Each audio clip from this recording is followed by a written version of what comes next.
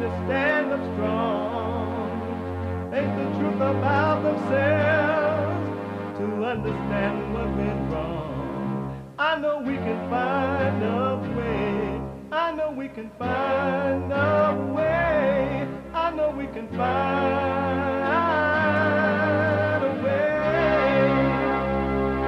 to stand up,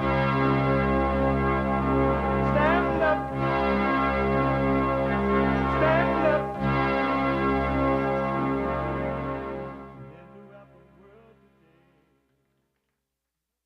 Uniting the races with truth instead of dividing them with lies. We're also rebuilding the family by rebuilding the man. I am JLP Peterson. Good morning. Hi, y'all. Welcome to the show. It's Thursday. Again.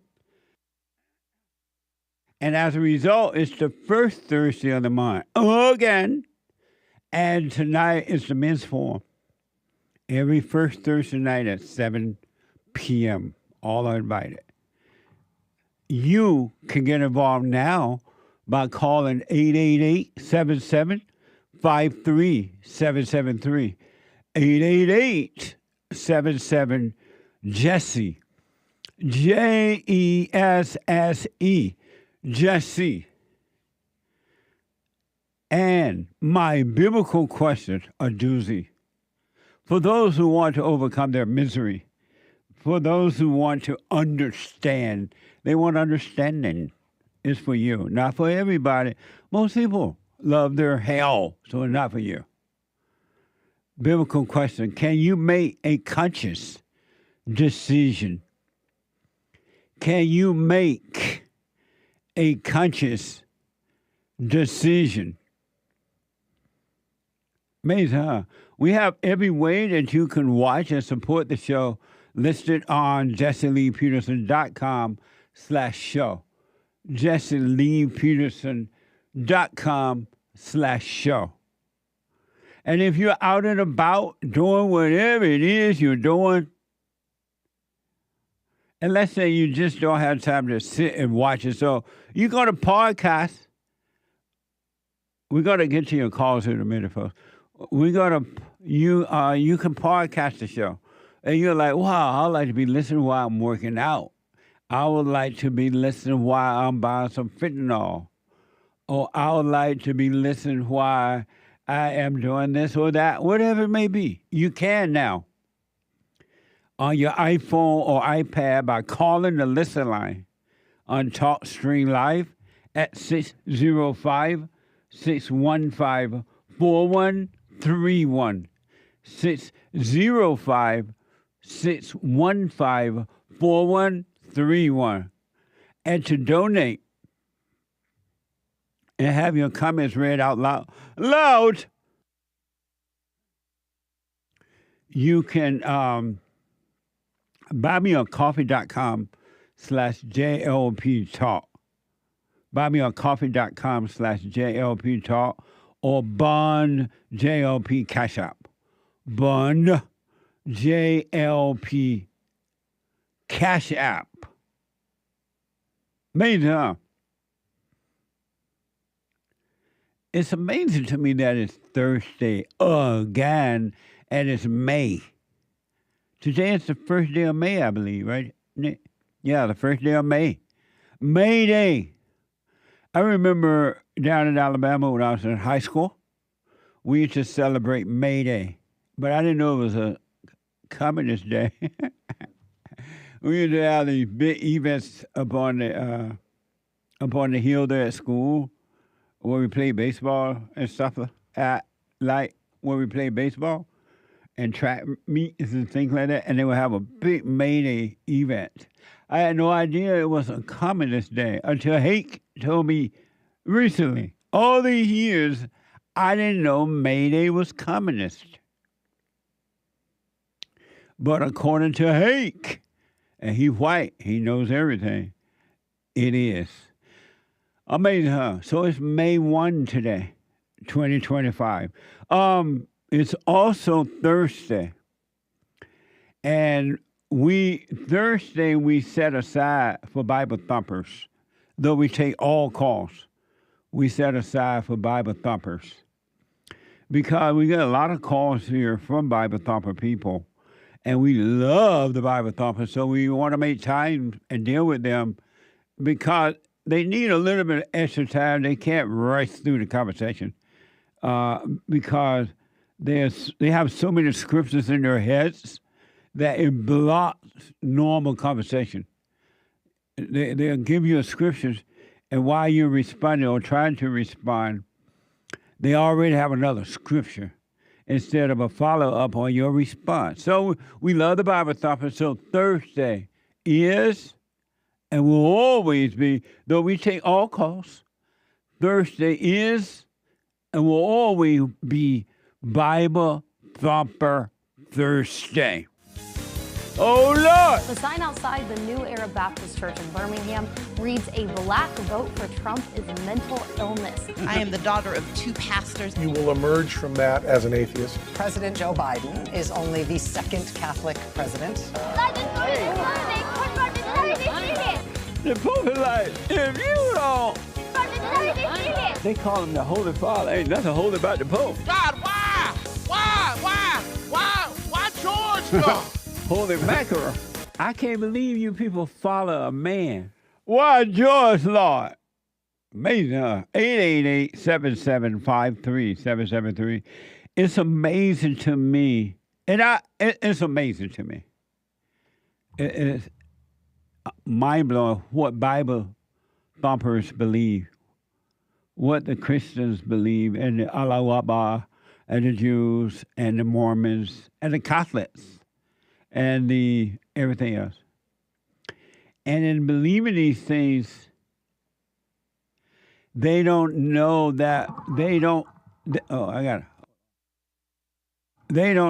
that they don't know that what they believe is not working. And so they believe these things, but they don't pay attention to see that what they believe is not working. And so they don't question, well, if what I believe is real, is true, why isn't it working in my life? They don't question that.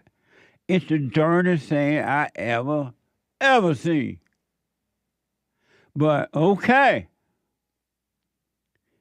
I was, yesterday we mentioned, here's some more information about Communist Day. This is from Hake. There is a European festival of ancient origins, which called May Day. But May Day is also called International Workers' Day. It has been pushed by communists since 1889, according to Wikipedia. I didn't know that, Hake. I did not know that, Hake. What the? A smart white man. Thank you, Hake. There's a European festival of ancient origins called May Day. But May Day is also called International Workers' Day and has been pushed by communists since 1889. That's according to Wikipedia. Amazing. Yesterday I mentioned that, and we had an amazing conversation with Bill Lockwood about it. You can podcast yesterday's show, the first 2 hours, and it was very, very interesting. I have always, and thank God I still am, interested in the truth. I want to know the truth, and I want to understand human nature.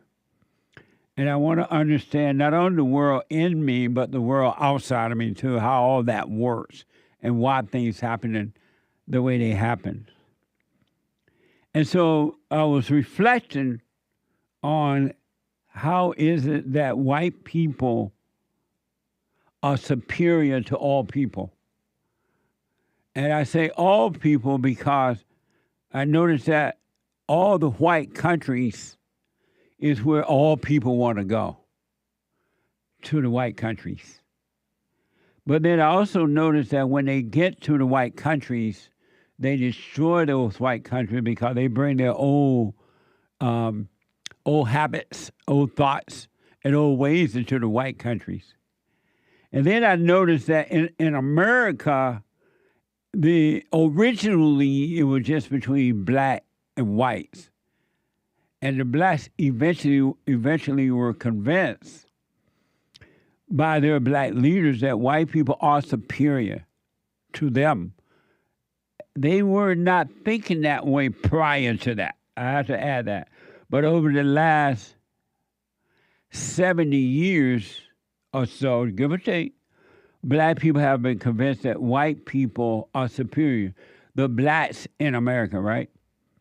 And I know it's happening in South Africa and other places too. And so, but in America, the war used to be just between black and white. Remember that? During the Civil Rights era, it was just blacks and whites. And the black people, so-called leadership, told the black people that white people are superior and you need equal rights. And so I still been reflecting on that to understand how did it get to where it is today. And so I thought about it and I reflected.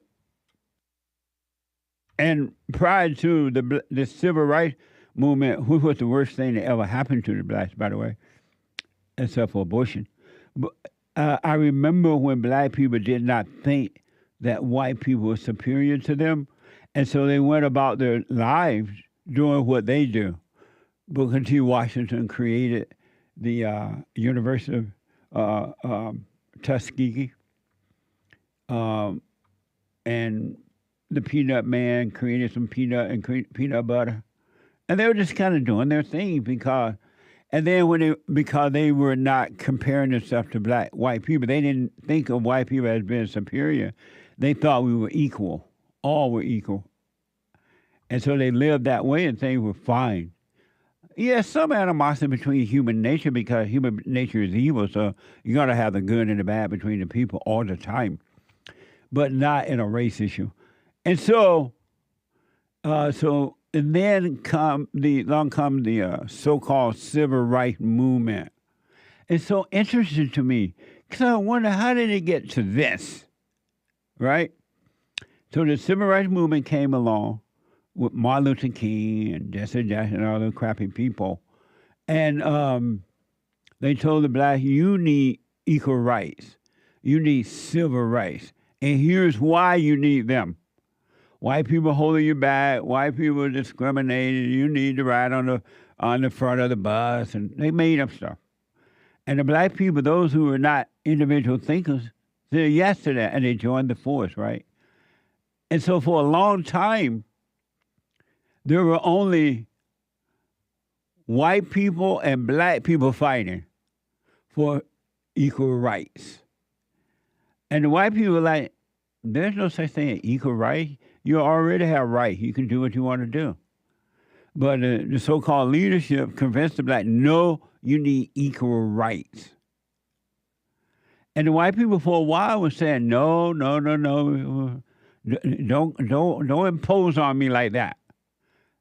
You're doing just fine. Don't impose. Let it happen naturally. And they fought back for a while. And then eventually, I want you to really listen to this. This is so deep. And I don't even understand the fullness of it yet. And I believe that. But the white people are like, no, don't impose. Because the black so-called civil rights leader were telling the black people, you need to go to the white schools. They're like, even though the black school was working just fine, but they convinced the blacks that your schools are not working.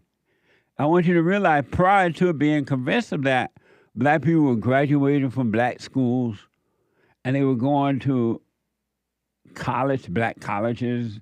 They were starting their own businesses. They were coming back teachers and lawyers and whatever they wanted to be. And it was just fine. Everybody was proud and happy. But the blacks told the blacks, no, that's not good enough. And then the white people like, why not? You're doing just fine. There's no such thing as equal, right? And the black leadership kept pushing it. And they were like, well, we want to go to your schools. our schools are not good enough, even though they have Martin Luther King and all those guys. Well, as I know, they went to black schools. They did very well. But they wanted to be leaders. And so they had, and people who want to be a leader, they have to create a following. They need a crowd because a weak person cannot stand alone. And so they created this crowd of black people in the inner cities, in the city of Montgomery, Alabama, and then up north. They started inviting them to come down to Montgomery and Selma and fight with them because they needed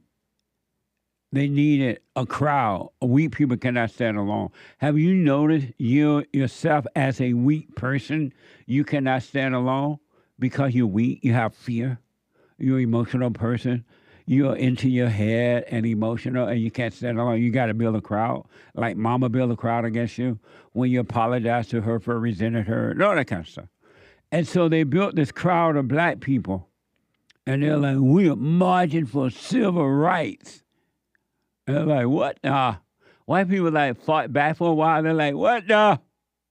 And then they said, we want to go to your school because our schools are not good enough, even though they were fine.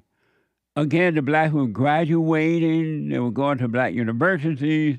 The black universities at that time were amazing schools. They were just equal to the white schools. But the black leadership didn't like that because the people were free and they wanted to be leaders.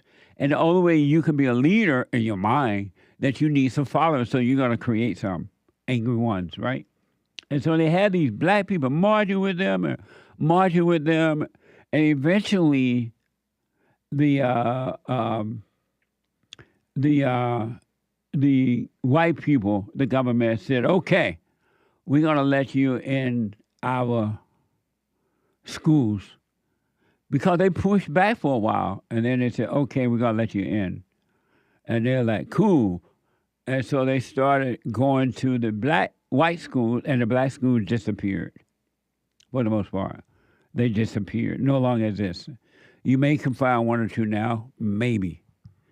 And so the black schools disappear, and then the disappearance of the black school, independence disappeared. Individuality disappeared. Competition in the right way disappeared. And then when they got that done, they said, we want you to let us in your business, the blacks said to the whites, in your neighborhood. And the white people were like, what the? Because white people were superior. They were just kind of living their lives, not knowing that they were superior. Not a person who is superior don't think about being superior. It's not on their mind. They're not trying to act that way. They're not trying to prove that way. They're not trying to get control of others. They're just living their lives, being creative, going what they're doing. But the black leadership made the blacks believe that white was superior. So the white people were like, what the? I didn't know that. And so they said, we want to get into your businesses now, and we're going to boycott your private businesses. We're going to sit in at your cafes. Your own private, and the white people are like, well, we built this. We did this on our own. My mama got up and went to work every day building a restaurant or whatever. And the black leaders said, we don't care. We want civil rights. They made it up, civil rights. And so for a while, I want you to think about this. For a while, there were only blacks and whites having a war between each other, because at that time, it was pretty much black and white country, America. And then the blacks realized, the leadership, so-called leadership, they realized they needed allies. They realized, we need allies. Just blacks fighting against the whites are not enough. We need allies. And so they decided that we're going to let the homosexuals be a part of this movement, because prior to the Mexicans and anybody else, the homosexuals were not a part of the black civil rights movement. And I remember it was just blacks and whites. But then the black people needed more allies, the civil rights leaders, because they needed more people to complain about civil rights. And so they started telling the leadership in the homosexual areas, wherever you call it, y'all need civil rights. The white man is keeping you from having civil rights. Come join us. And when the homosexuals first got involved with the civil rights movement, there was a fight between the blacks in the movement and the homosexuals, because and I used to see it all the time. I used to hear it all the time. What does being a homosexual have to do with civil rights? Being black. We're black because we're black. And that has nothing to do with being homosexuals. And they fought against that for a while. But then the civil rights movement, Jesse Jackson, those guys convinced them, no, homosexuals need civil rights too. And the blacks didn't know that the leadership was building allies, because we people need an army. They can't stand alone. They got to build an army. And so after time went by, and it took a while too, eventually they convinced the blacks to stop complaining about homosexuality is not a civil rights. It has nothing to do with color, because they were saying you're discriminating against us because of our color, not because who we have sex with. And that went on for a while, and the fight was on, and the homosexuals fought back. No, we're the same. And Jesse Jackson and those so-called leaders, they started to agree with homosexuals. And so they built this ally of homosexuals to be a part of the civil rights movement. So they started saying they needed civil rights movement and they civil rights, whatever. And so they joined forces with the black, and they built that ally. And then for a while, things were a little bit quiet, but what was happening on the side, the blacks and the homosexuals, they were trying to build a government. They were like, vote for me, and we'll make sure you get more rights, civil rights. We'll represent you. We'll be your leaders. We'll make sure. And at some point, the blacks said, okay, I'll vote for you because I want civil rights. And they voted for the radical black leadership and the radical homosexuals. And then what I noticed is when they voted for these people, they started bringing in all kinds of laws.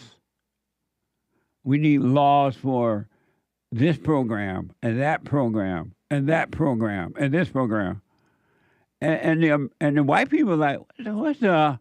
Because what happened is when they brought in these different programs, the American people taxes start going up. Because now you got to pay for these programs. And when you pay, the more taxes you pay, the wealthier the leaders got. They start getting more money and power.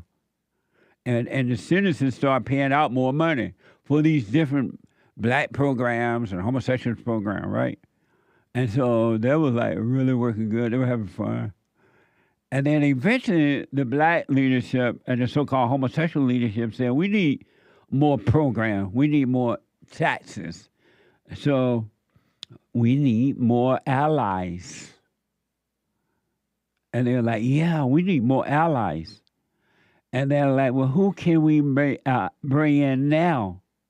I know the Mexicans. Let's call the Mexicans people of color. Because before that, Mexicans were not a part of the black civil rights movement at all. And the Mexicans did not want to be a part of that. And the Mexicans didn't even have a Mexican leader. They didn't have Mardaf and all those Mexican leaders, groups they have now. And so the civil rights movement got together with the Mexicans. They create Mexican leaders. And the Mexican leaders told the Mexicans, you need civil rights. Come join us with the blacks. We're going to get you civil rights. And then for a while, the Mexican people, because they were independent, they said, no, we don't want that. And then the blacks start calling them people of color. And the Mexicans were like, we have nothing to do with that. We ain't no people of color. What's up? But their leadership started saying the same thing. And eventually, they convinced the Mexicans to join forces. And the Mexicans became allies. They became people of color. And when they became people of color, the group grew. But what happened is they started creating Mexican leaders who said, we need more taxes for more programs. We need programs now for the Mexicans. Now they need programs for the homosexuals, for the blacks, for the Mexicans. And when they did that, they ran for leadership. The Mexicans voted them in. And as a result, the taxes went up. And then people started paying more for the program. And one thing led to another one. And then it got down to the women movement. They said, ladies, you're not happy. You need you need civil rights. You're being oppressed. You can't vote. You can't do this. You need a leader. You need civil rights. And at first the women were like, what the? I didn't know that. What the? And they convinced the women that they need leaders, they need civil rights, and they create leadership in the women's movement, and they too became a part of the allies. And it left the normal white people who never knew that they were as powerful as they were, that they were superior, because they were not thinking about being superior. And so they eventually got the women to agree to be a part of the civil rights group that needed programs and money for this and that, and the taxes went through the roof. And now we're paying taxes through the roof. Babysitting program, after-school programs, women's day programs, women getting jobs and then they get pregnant on the job. While on the job, they need months off to have a baby. They're paying for that now, the taxpayers. And you wonder, what happened? You allowed the movement to happen. And then the normal, powerful white people, they were, at this point in 2025, they're just kind of giving up. And they're quietly living their lives. They're giving up the fight. And so because that's what superiority people do. They still quietly live their life, but they don't fight with you anymore. And our taxes are through the roof because they built these allies, and they said, okay, now that the allies are in, and they voted them in, vote us in. We're going to get you more program. We're going to get you money. We're going to make you a victim and take care of you. And that's what's happening today. My question is, are you a victim? Are you weak? Are you emotional? Are you living in your imagination and emotion, and it's so difficult, you need an ally? You need a group to live. Do you fight with others, or are you free? Do you live in your thoughts? Do you overreact the moment someone look at you wrongly, or say something about you, or turn against you, or don't want to be married to you anymore, or whatever, your children don't want to? Are you an individual, or are you an ally to evil? Because that's what this whole movement is about. It's evil. I know some people call it socialism, and it is, but it's evil. Because the average human being cannot stand alone. And we're paying taxes through the roof on something called civil rights, which doesn't even exist. And the powerful white Americans have just given up. And they're quietly living their lives. And that's the right thing to do, I guess. 888-7753-773. What a mess! But you can be free in spite of all what's happening around you, because my country is not going to change. Back in a moment, your phone calls and super chats.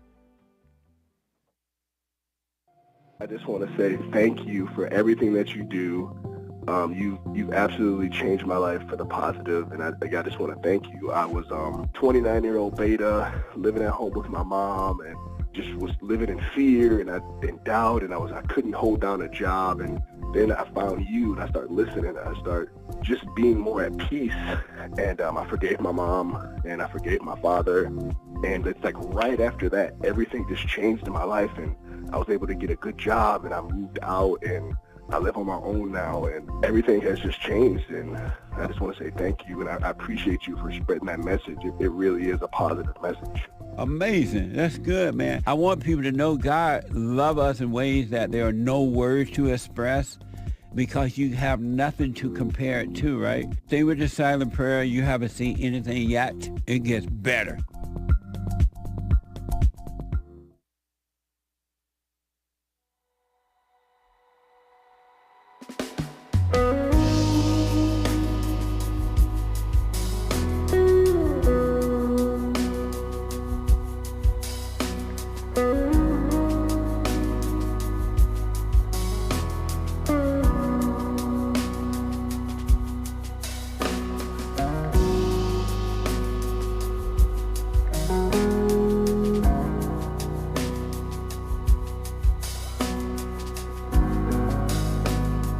All right, folks, welcome back.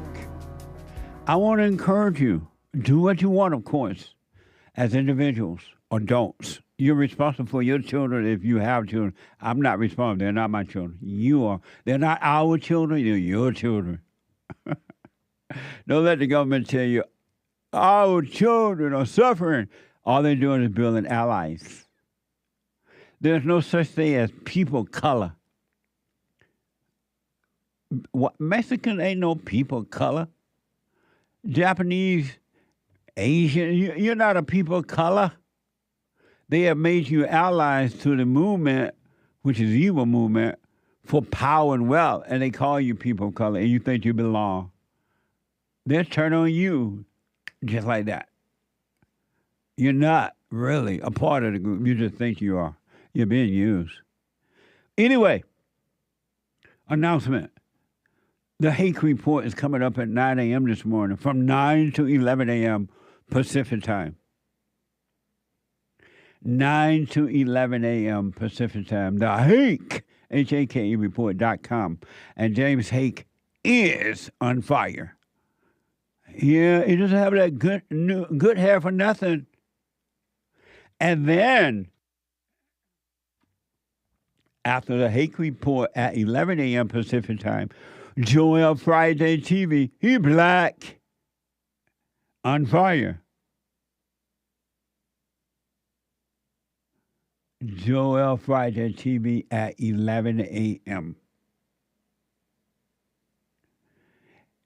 And you don't want to miss that. And then at 12 noon, the American Anchor Baby. Energy everywhere. Amazing lineup. Isn't that amazing? And then tonight at 7 p.m., the Men's Forum. The first Thursday night of the month. The first Thursday of the month is today, so at 7 p.m. And then, brand new episode of The Fallen State tomorrow, if the Lord is willing, and the creek don't rise. I had a very, very interesting discussion with Joe Stout. He is the CEO of two companies, Homeschooling Advocate, Traditional Christian Education, and a father. He white, and he's a father of 10 children. Talk about making white babies. Watch this.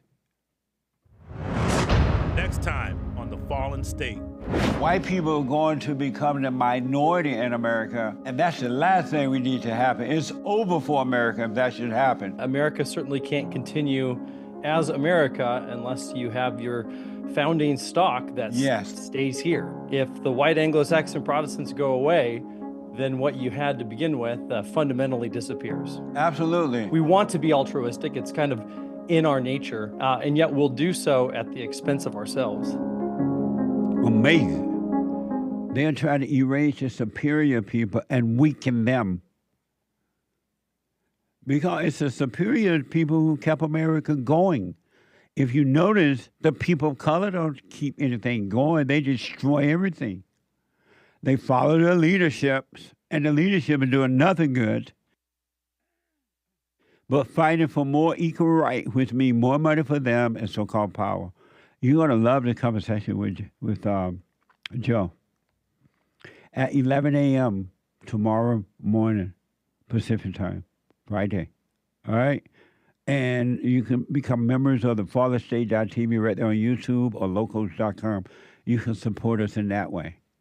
Amazing. And don't forget to support us on social media as well.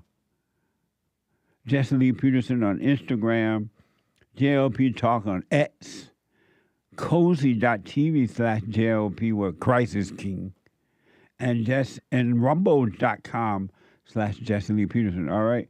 I wanted to show you one. Oh, by the way, Hate has a guest today, I'm told. Third Rail with Omar. Third Rail with Omar. And Omar is criticizing Trump 100 days. And he's going after higher education for anti-Semitism. Criticizing Trump 100 days and he's going after higher education for anti-Semitism. My guess would be, Hate is telling me, my guess would be going after Trump. Is he a liberal? Omar's a liberal? Kind of, I'm told. You don't want to miss that today at 9 a.m. Omar's a Muslim? What the? At 9 a.m. Let me show you something really fast. You heard of T.D. Jakes, right? By the way, if you have not heard the Hate Report, you want to hear it. So this would be a perfect time to tune in to get your first shot, meaning insight of hate report.com from 9 to 11. So some of you have heard of Bishop T.D. Jakes. He is the pastor of Potter House Church. Well, apparently he's stepping down. And according to USA Today on Sunday, Bishop T.D. Jakes announced he will be stepping down and handing leadership over of the Potter House Church, a non-denominational church, Christian church, to his daughter and her husband. Watch this. This was a shock to many in the religious community. Bishop T.D. Jakes has been a spiritual advisor to presidents and a religious voice to thousands. Now he says it's time to pass the baton to a new generation. This is a beautiful moment for me. From the pulpit Sunday, Bishop T.D. Jakes announced that he was stepping down from leadership at the Potter's House, the Dallas megachurch he founded in 1996 and has led ever since. I cannot afford, especially after November, to risk something happening to me and you be sheep without a shepherd. This is video from the service Jakes is referencing in November. It wasn't until months after his medical incident that he confirmed to the public he had a heart attack. Now, 5 months later, he told his congregation he had been preparing his daughter, Pastor Sarah Jakes Roberts, and his son-in-law, Pastor Torrey Roberts, to take the lead. I talked to the board because I was concerned. I have seen too many men build something and stay so long that they kill what they build. His daughter and son-in-law moved to Dallas during the pandemic and have increased their roles in the church operations over the years. And I know you guys are so tired. You had a heart attack on stage and still asked for the microphone so that they would be okay over you. I know what this cost. We will see fruit unlike anything we have ever seen before, so thank you. Amazing. Why is she crying? What the? But anyway, I didn't know he had a heart attack. I remember seeing something happen to him on the stage, but I didn't know what it was. Oh, I wish him well. I wish him well. And his daughter is a preacher. Lord, that's a mess. poor preacher, their husband must have gone, I know you catching hell, buddy. You ain't got to tell me. Earlier, there's a earlier. Here's an early life clip of T.D. Jakes, plus a recent one where he says there are ways to prepare his members for the future,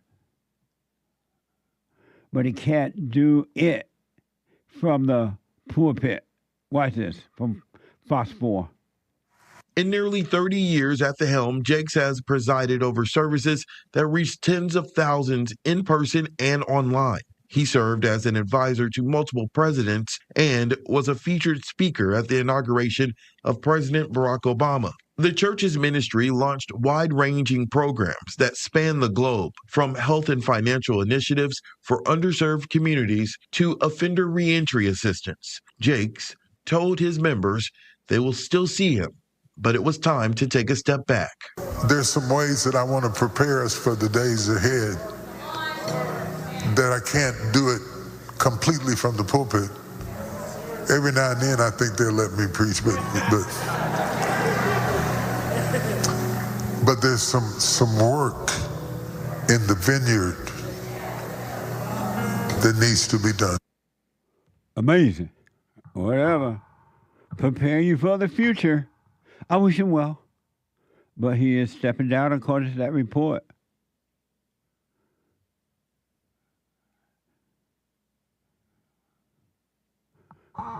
He mentioned, the report mentioned underserved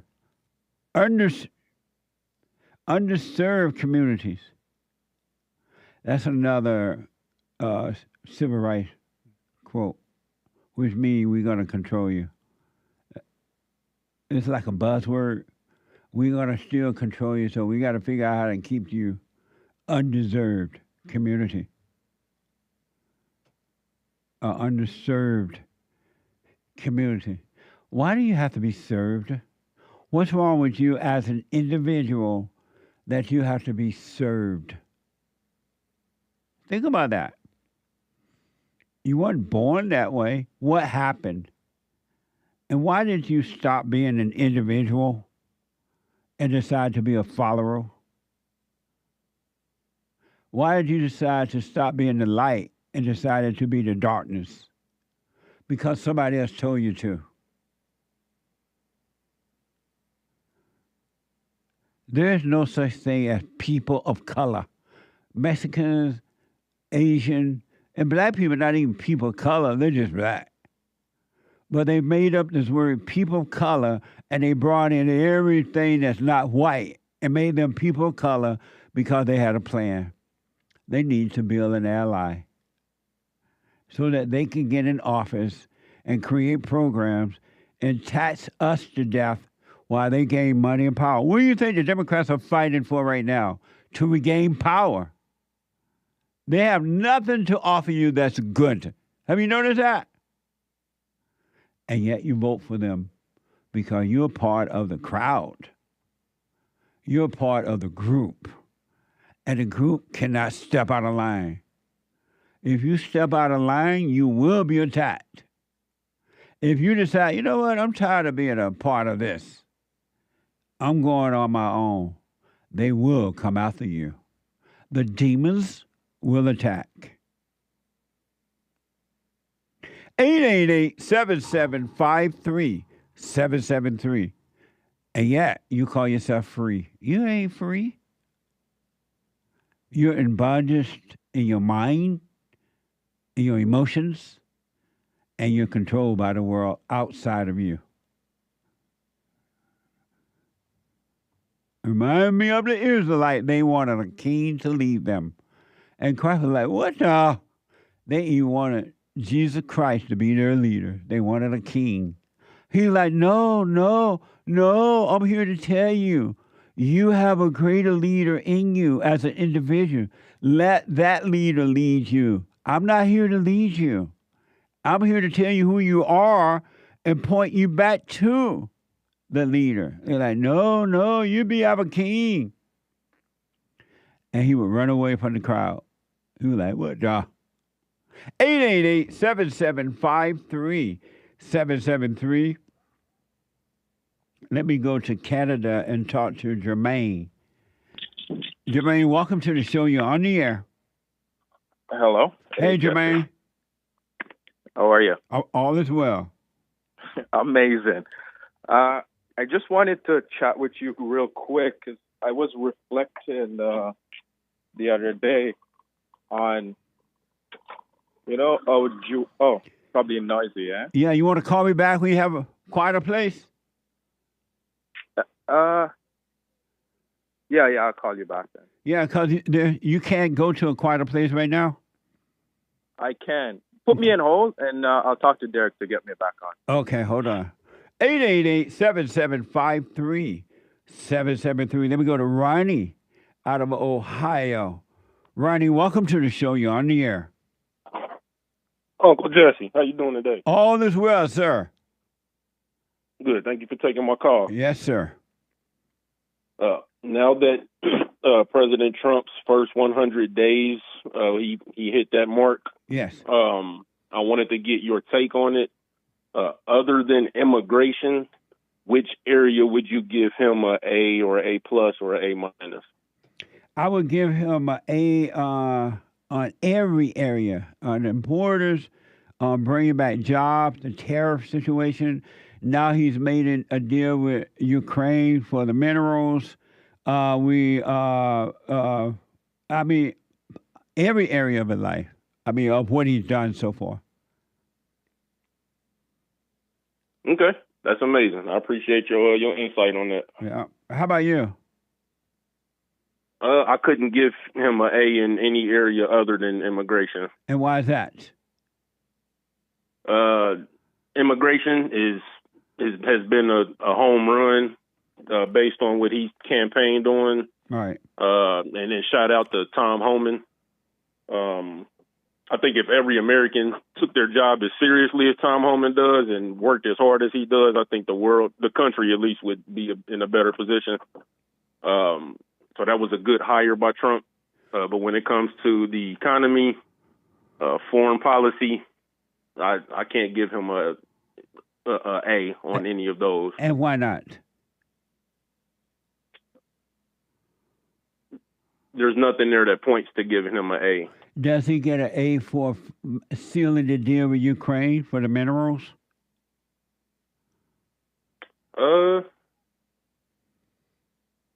It's hard to do that. When I look at Ukraine and the situation there, my expectations for that in order to give him an A would have been if he did end the war, as he said would happen. I think he said it would happen on day one. We're here at day 101 and the war's still going on. So it's hard for me to look at. It's hard for me to look at the issue. I mean, the situation going on in Ukraine and Russia and say, yeah, you get an A here. Does he get an A for the mineral deal? I haven't read it, so I can't give him an A or I can't give him a grade on the mineral deal. Does he get an A for bringing Russia and Ukraine together to discuss ending the war? Yes, he gets an A for that effort. Does he get an A for all the companies that he's bringing back and the companies that have promised billions and billions of dollars to bring back and invest in America and to recreate jobs? Does he get an A for that? Say that part again? Does he get an A for all the companies that have promised to invest back into the country by bringing back jobs and businesses and things like that? Does he get an A for that? That's probably more like a C minus. I think that the total dollar amount for those investments is at $1 trillion over 10 years, which is like $100 billion a year, and that doesn't do much for the deficit or the debt. So still a good effort, still a good idea, but so he doesn't get an not A anywhere for, near a home run. Even though Ford and other companies are like rejoicing and deals are being made, he doesn't get an A for that. No, I give him a C- for the investment pledges. Does he like get I said, Does he get an A for? Does he get an A for cleaning up waste in the government, getting rid of all those lazy bums that government workers who were just taking our tax dollars and not even doing real jobs at all? Now they have to go and find a real job, and look like the tax rates are going to go back down, and income tax things and all that is going back down. As a result, does he get an A for that? When I see the results, I can put a grade on that. Where it stands now, I gave him and Elon Musk a D+ for a D+. D as in dog, for laying all those people off because it didn't do anything for the deficit. It did. It got rid of a bunch of lazy government workers who are not doing anything for the country but making our money and benefiting us at all. You don't count that as an A? No, it didn't do anything for the deficit. It did. It lowered the deficit. Where'd you get that from? I think somebody might have lied to you or gave you fake news or fake information because the deficit hasn't been reduced. To cut back on government waste in that manner doesn't lower the deficit? No. Amazing. I appreciate that, Ronnie. Thank you. Yes, sir. I appreciate you taking my call. All right, buddy. This was fun. All right. 888-7753-773. 888-77-JESSE. Let me go to Denny out of Bulgaria. Denny, welcome to the show. You're on the air.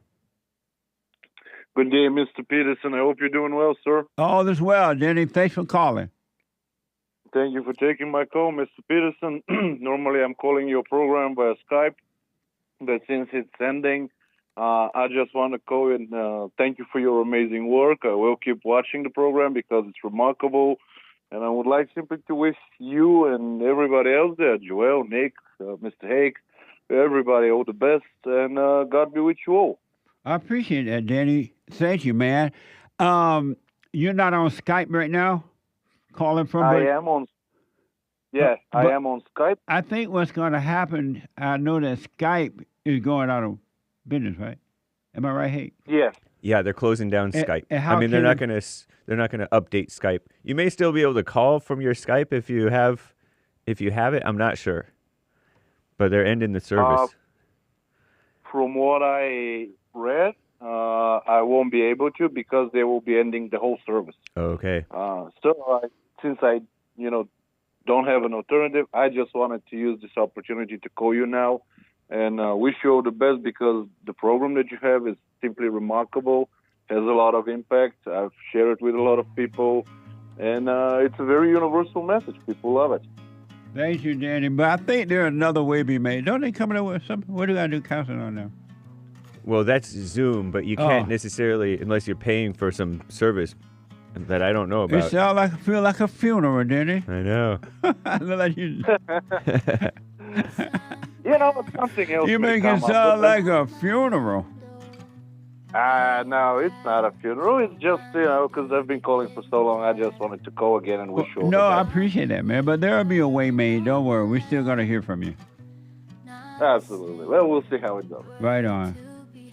And with that said, all the best. Kind regards to your colleagues in the audience, Mr. Peterson, and God be with you, sir. You're amazing. You too, buddy. Thank you. Amazing. Thank you, Danny. Let me take a break. The hate news, not the fake news. I'll be back in a moment. The way things are going, but you can't be angry because that's what the enemy wants. He wants to control you. They do things to make you mad so they can control you. It's like being married. And the wife would do things to make you mad, or she'll do things to make you feel good. And men do that to women too when they want something from the woman, especially sex. They'll make her feel good or they'll make her angry. And the woman's gonna have to say, you don't want to be angry. You want to speak up. You want to disagree with what's going on. It's wrong, but do not be angry. Then you won't have fear. You won't have doubt. You won't have worries. You'll be able to see, but you got to stay away from anger. That's why you must forgive your mothers and your fathers so that you can overcome the spirit of anger. It's a spirit and it's wicked. Nothing good in anger because it has no love, folks. You need love to defeat evil. And love is not a weakness. It's a strength. It's from God. It's His nature.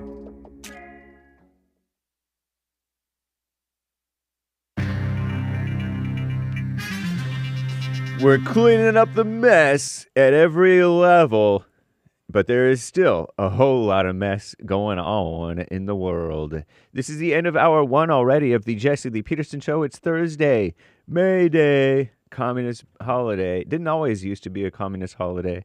2025 AD. The lines are full, everybody. You can call in every so often, though, just in case a line opens up, or as you hear JLP wrapping up with another caller. We will get to your super chats as well, and more great stories in the coming hours of Bible Thumper Thursday. It's also the first Thursday of the month, the men's forum tonight, fellas, for the fellas only, no ladies allowed. Rebuildingtheman.com/events. First Thursday of the month, 7 p.m. at Bond in Los Angeles for the men. Women's forums are third Thursday of the month, typically, all right? You can check rebuildingtheman.com/events or call 1-800-411-BOND. That is 1-800-411-2663 if you ever need to confirm that it is happening or more info. Nice. Commie Nonsense Network, CNN reports, and I'm happy to tell you, earlier this week, Defense Secretary Pete Hegseth announced his intention to end the Defense Department's Women, Peace, and Security program.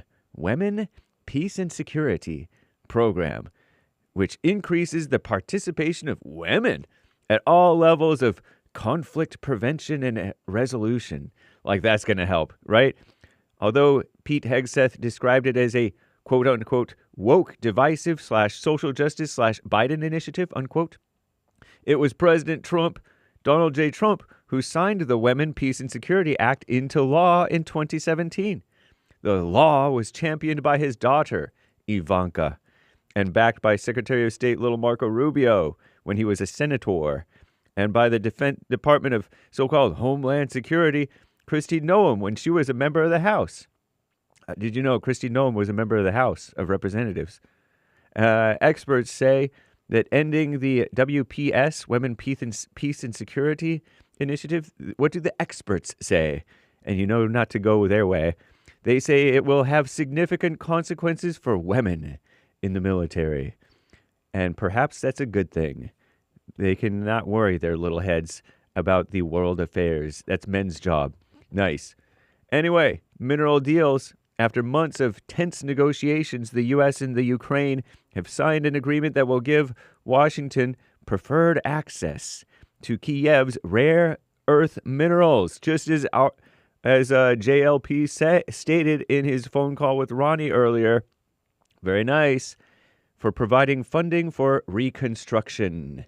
You know how they reconstructed the South? Well, they're going to reconstruct the Ukraine. The global production of rare earth minerals has long been dominated by China. Wow. Seeking an alternative, Western nations have looked to the Ukraine, which contains deposits of 22 out of the 50 minerals critical for the production of electronics, so-called clean energy technologies, and even some weapons systems. Wow. The Ukraine signed a similar deal with the EU, the European Union, back in 2021. Quote, this agreement signals clearly to Russia that the Trump administration is committed to a peace process centered on a free, sovereign, and prosperous Ukraine over the long term, unquote. That's from Treasury Secretary Scott Bessent, B-E-S-S-E-N-T, in a statement. Quote, and to be clear, no state or person who financed or supplied the Russian war machine will be allowed to benefit from the reconstruction of Ukraine, unquote. Wow, whatever that means. And a Trump trade vote, a bipartisan effort, which means evil. Bipartisan means evil, almost always. If not always, maybe it just means always evil. To rebuke President Trump's trade policy was thwarted late Wednesday night. Earlier in the evening, the Senate rejected the resolution, which would have effectively revoked the emergency order the president was using to enact tariffs on a 49-49 vote. Senate Majority Leader John Thune moved to ensure the tariff opponents were unable to bring back the resolution at a later date, forcing J.D. Vance to cast the tie-breaking vote in D.C. I'm James Hake. Now back to JLP, Hour 2.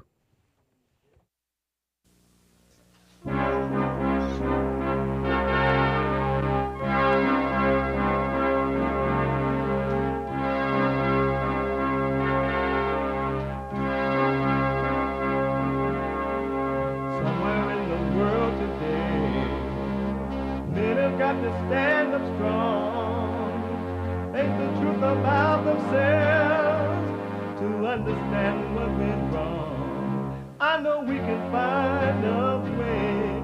I know we can find a way. I know we can find a way to stand up,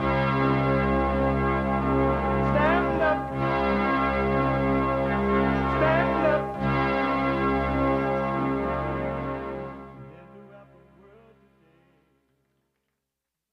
Uniting the races with truth instead of dividing them with lies. We're also rebuilding the family by rebuilding the man. I am Jesse Lee Peterson. Welcome to the second hour of the show today. You can get involved by calling 888-77-53773.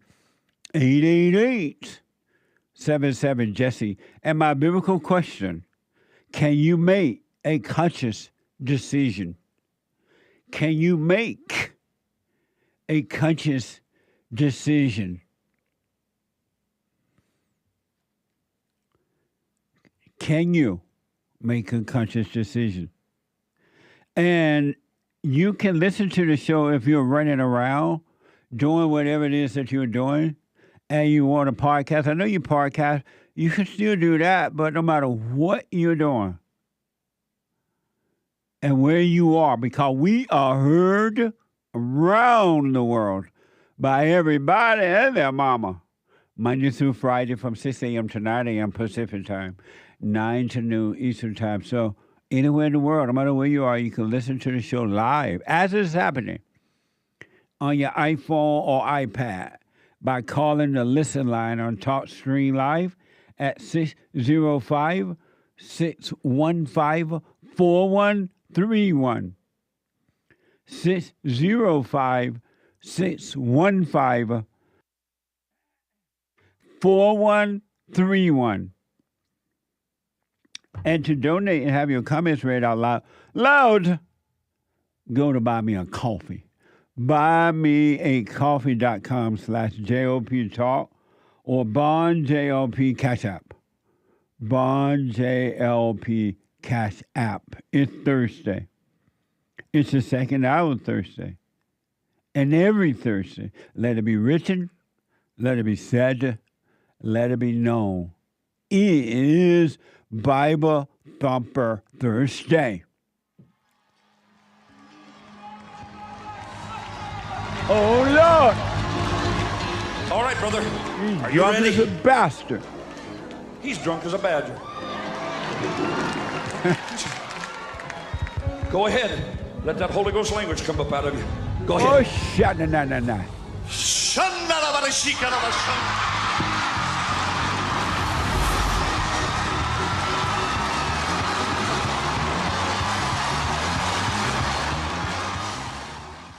Amazing. If anybody asks, ask what's the matter with me. I'm saved, sanctified, and running for my life. Drunk as a bastard. What the? So let me ask. And this is to the folks who say that they believe in God, the Christians and the Mormons and the Catholics and the Jehovah's Witnesses and the Jews, those who believe in God, and the whatever religion you belong to. I want to know from you, I want you to tell me, if you believe in God,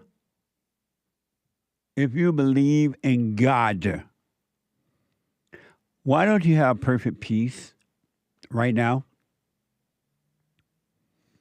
Why don't you have perfect peace right now? Why don't you have perfect love right now? Why? If you believe in God. Think about that. You said you've been saved, you confess believing in Jesus, and you confess your sin and you believe in Jesus, you've been saved, baptized and all that, and yet you're miserable. Why? Why? Tell me why. Tell me why. Why can't I wait until tonight? Why? Why is it that you believe you have a free will, but you can't will yourself to have perfect peace? What good is your free will? Does that sound like a free will? That you can only be miserable? You have no peace. Because temporary peace or feeling good is not peace. Temporary happiness or feeling good is not peace. Why is it that you're still miserable if you have a free will?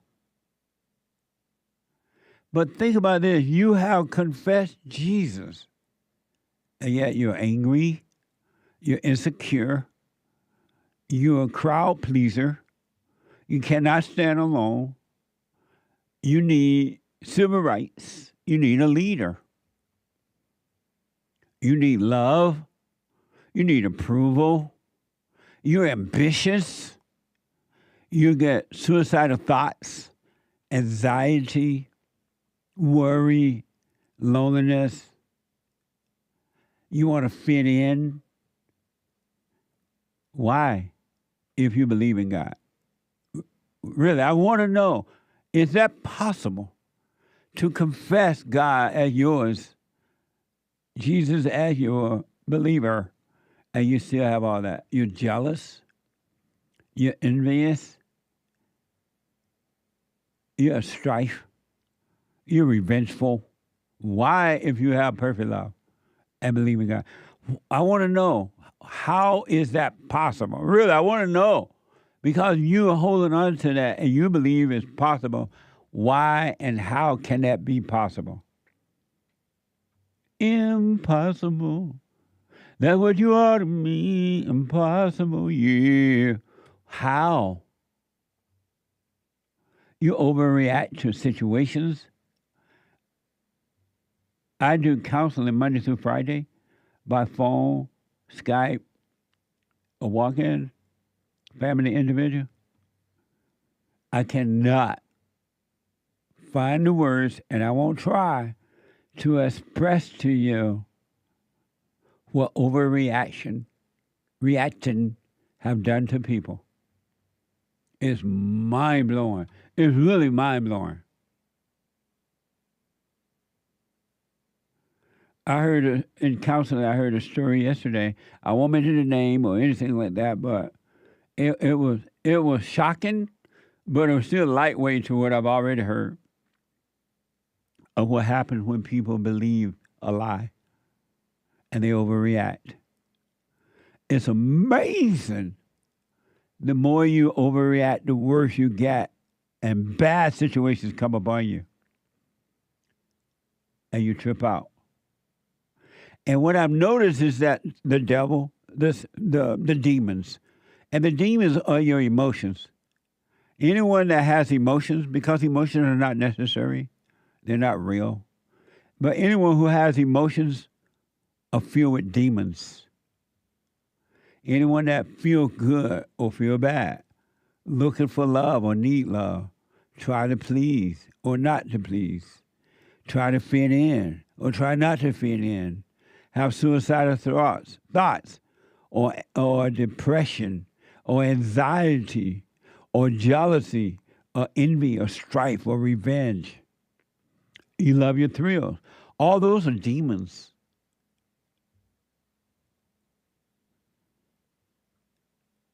And they're controlling you. And you call it you. And you go to the world for answers. Oh, Mr. Psychiatrist or Miss Psychiatrist, psychologist or counselor, help me, help me, help me. And they're like, okay, here's a pill. They don't give you any answer to solve your problem, no solutions. But they offer you medication. And they make you repeat over and over again, what are you going through? Well, oh, here's a pill. And you pay buku money for that.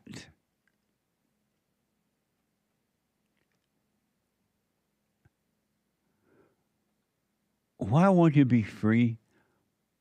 And so I want to know, how can you believe in God, period? Whether it's a Alawaba God, Christian God, Bishop, Pope God, Christian, Jewish God, Mormon God, or Indian God. My father married a Cherokee. My mother, people were ashamed of me. The Indian said that I was white by law. The white man always called me Indian squaw. Happy. That's all I ever heard. What's wrong with you? Why don't you wake up? Wake up, wake up, wake up, and be free. I know I'm counseling with someone that, and they're still in their 20s. And they have an amazing life. All of his brothers and sisters went to college. They're like doctors and lawyers. And they look like they're having so much fun. He didn't go to college. And he's still in his 20s. He didn't go to college. He rebelled in school. He didn't want to learn that mess. He wanted to be a go-getter and do his own thing and be an individual. And guess what happened? He became that.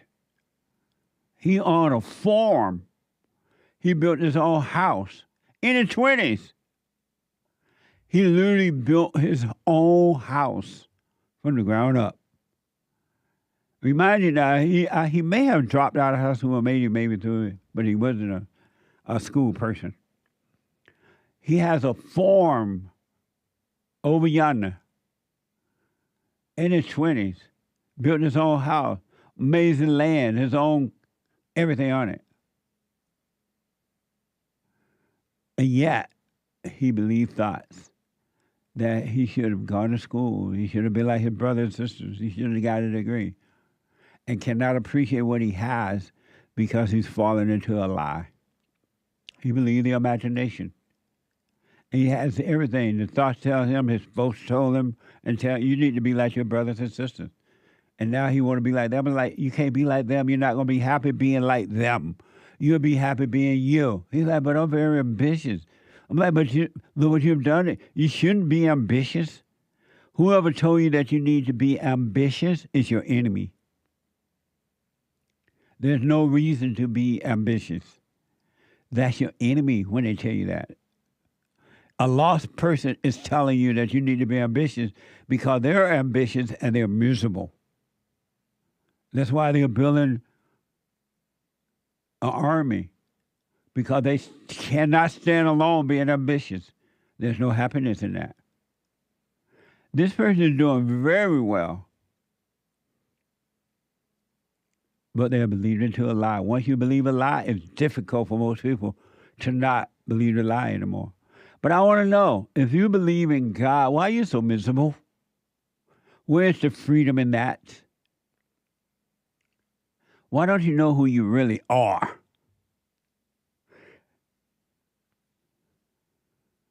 And I wonder, to the ladies, if you were married, you're doing the best you could, and you found out that your husband cheated on you, would you still make his meals? Would you still love him? Or would you go off? Would you have a hissy fit? Would you go insane? Or would you still love him? Here's a pastor's wife who said she was graced by God to earn her husband's clothes while he cheated on her with his sidekick. I want you to watch this clip of a wife claiming to have had a radical heart shift from that moment when she found her husband cheated. She had a heart shift from that moment. Watch this from Instagram. I I had a radical heart shift from that moment. I got in my word, under my word. I just completely changed as a person. And I realized that God loves me, that God has a purpose and plan for my life, that God chose me, that I'm fearfully and wonderfully made. So he would call me out my name. It wouldn't bother me because I allowed God's voice to be louder than his. And when I was going through transition of him not coming home on the weekends, not being there, telling me, I hate you, I'll never love you, I wish I never married you, I knew that life and death is in the power of the tongue through the word of God. So I would say, you will love me one day. We will have a good marriage one day. And although he would go out for weekends, I would literally help him get ready to go meet a side chick by ironing his clothes and getting him ready for the night. And these are all things I was graced to do. I would not encourage anybody to do that unless you are graced by God to do this. Here you go, honey. Do you want to wear your overalls tonight to your date or what? Your suit? Amazing. We can think about that one. Christian ladies, Allah ladies, Jewish ladies, Pope, Catholic ladies. Amazing, huh? Here's what led the husband to cheat on his wife. This is from Black Sports Online.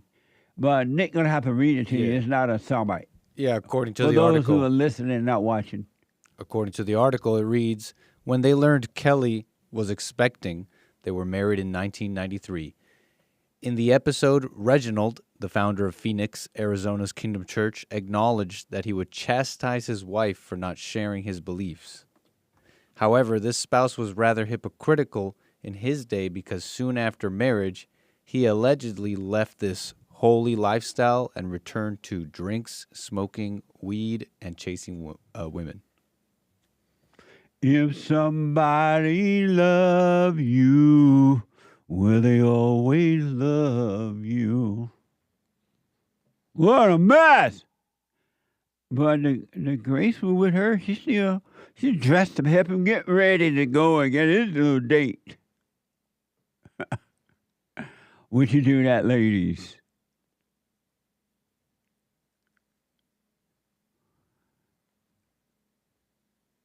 Would you do that? All in the name. It's in the name. It's in the word. It's in the blood. It's in the blood.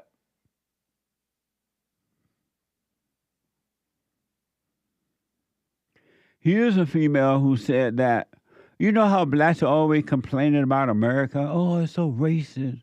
It's all racist. You can't make it in America. The white man holding me down. It's hard on the black man in America. The white man hold me down. I want to go to Africa. I want to go somewhere. I'm going to leave America. Like there's another better place to go, right? I'm going somewhere else.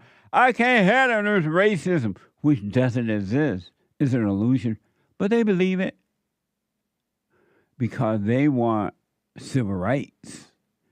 Even though there's no such thing as civil rights. They want civil rights. And the superior white man said, you know what?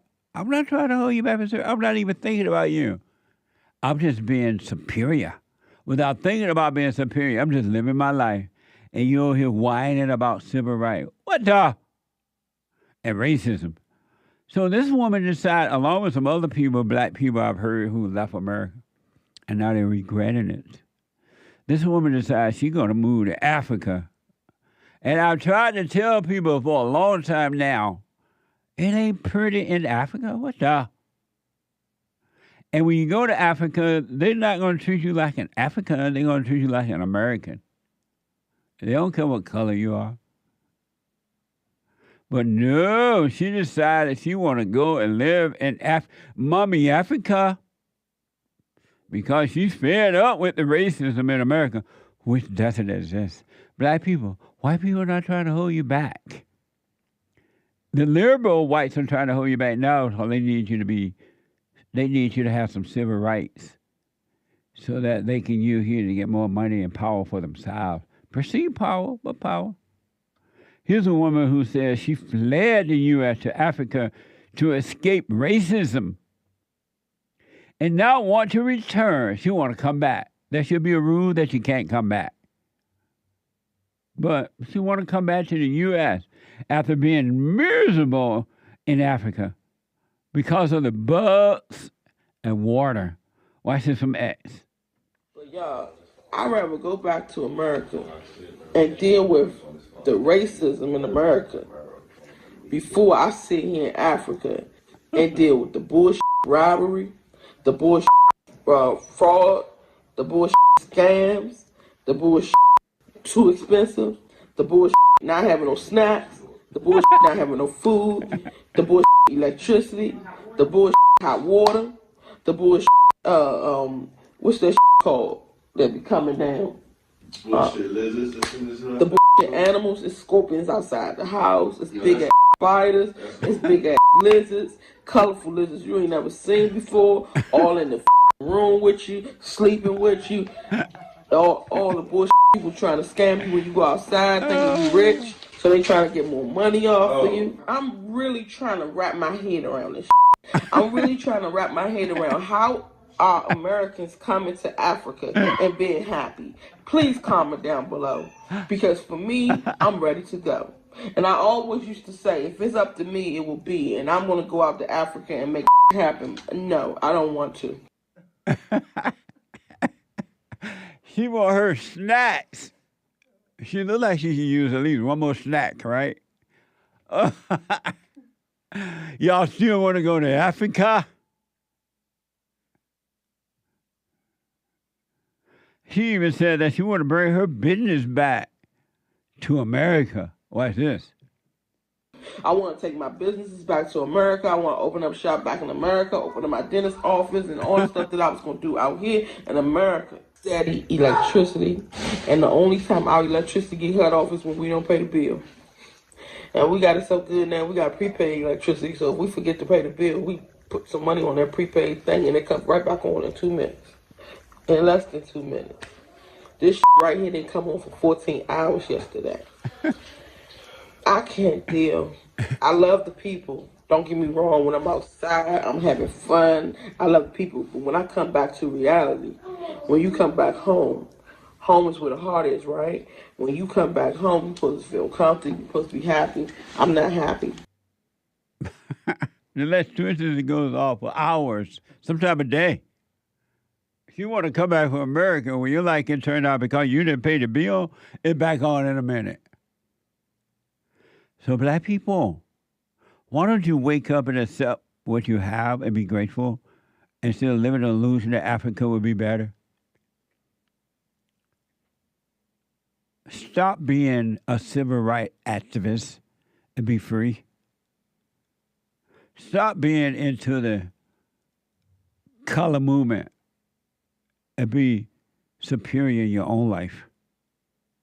Why not give that a try? 888-77, she want to come back. So all black people, y'all need to listen to this. This woman can't even get some snacks over there. And she look like she needs snacks. And they're not available. Sleeping with the bugs, lay down with the bugs. They're in her house, they're everywhere.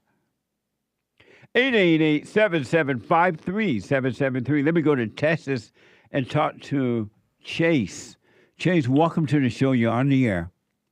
Hey, Jesse. How's everyone doing? All is well, Chase.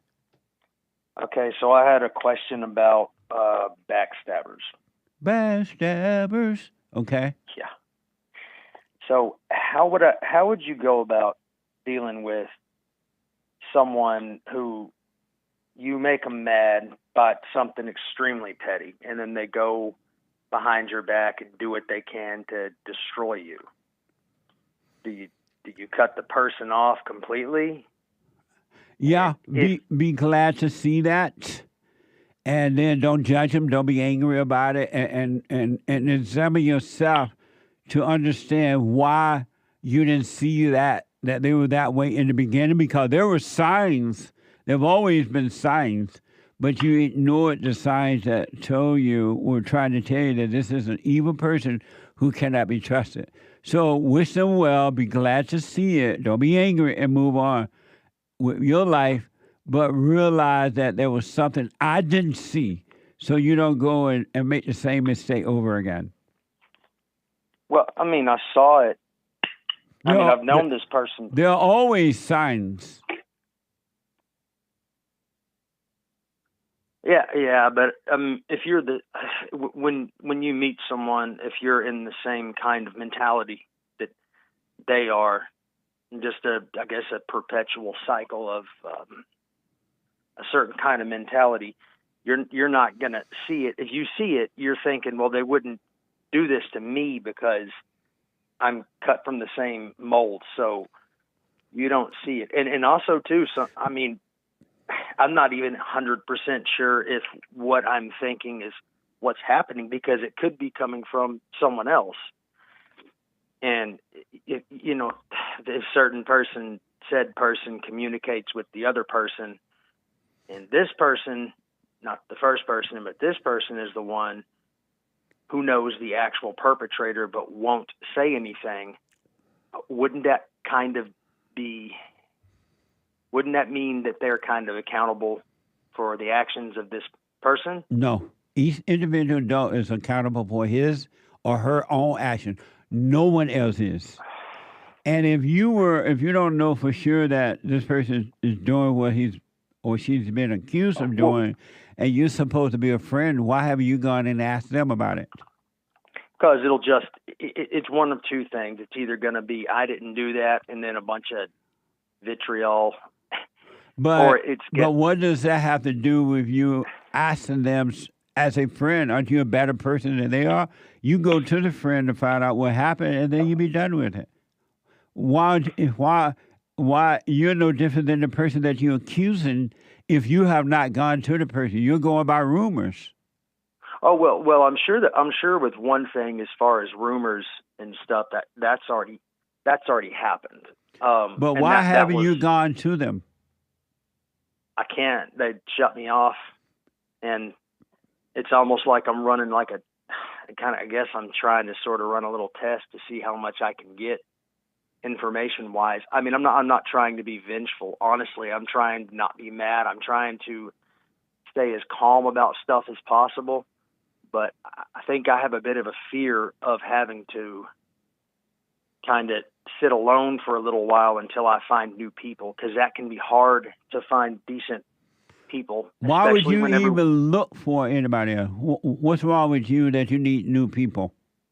I'm not one of these people that can spend a lot of time just with myself. I've tried it before. But that's a problem. Anyone that cannot be alone is not worthy to be with the crowd or anyone else. Well, I mean, I don't really want to be worthy to be with any crowd. So then why are you looking for others then?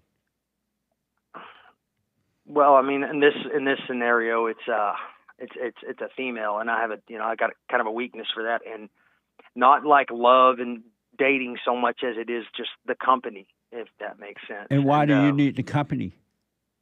I don't know. I guess I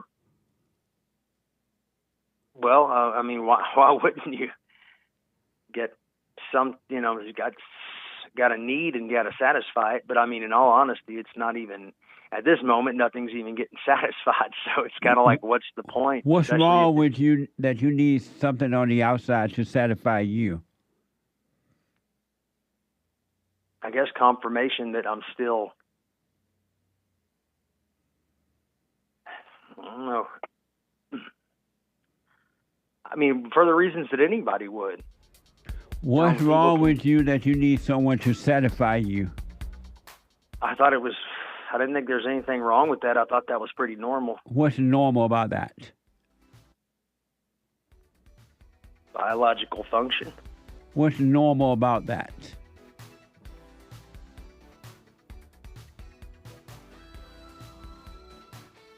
Well, I mean, it's normal. Well, I mean, I guess the normal thing would be find an actual connection instead of just. Why do you need to connect with someone else? Can you hold for a minute? Sure.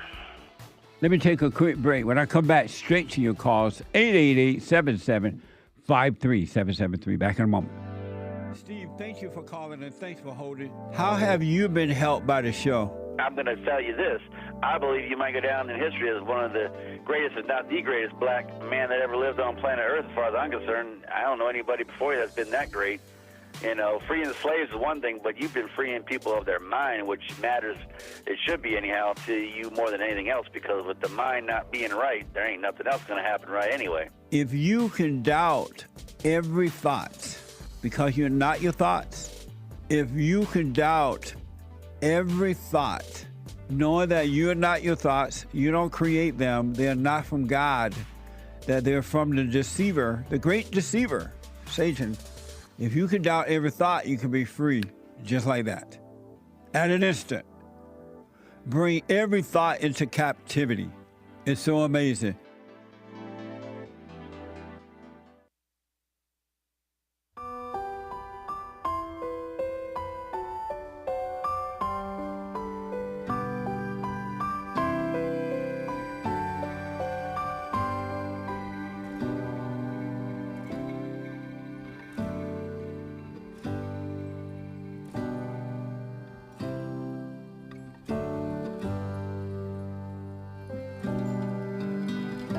Baba Thumper Thursday, 888-7753-773.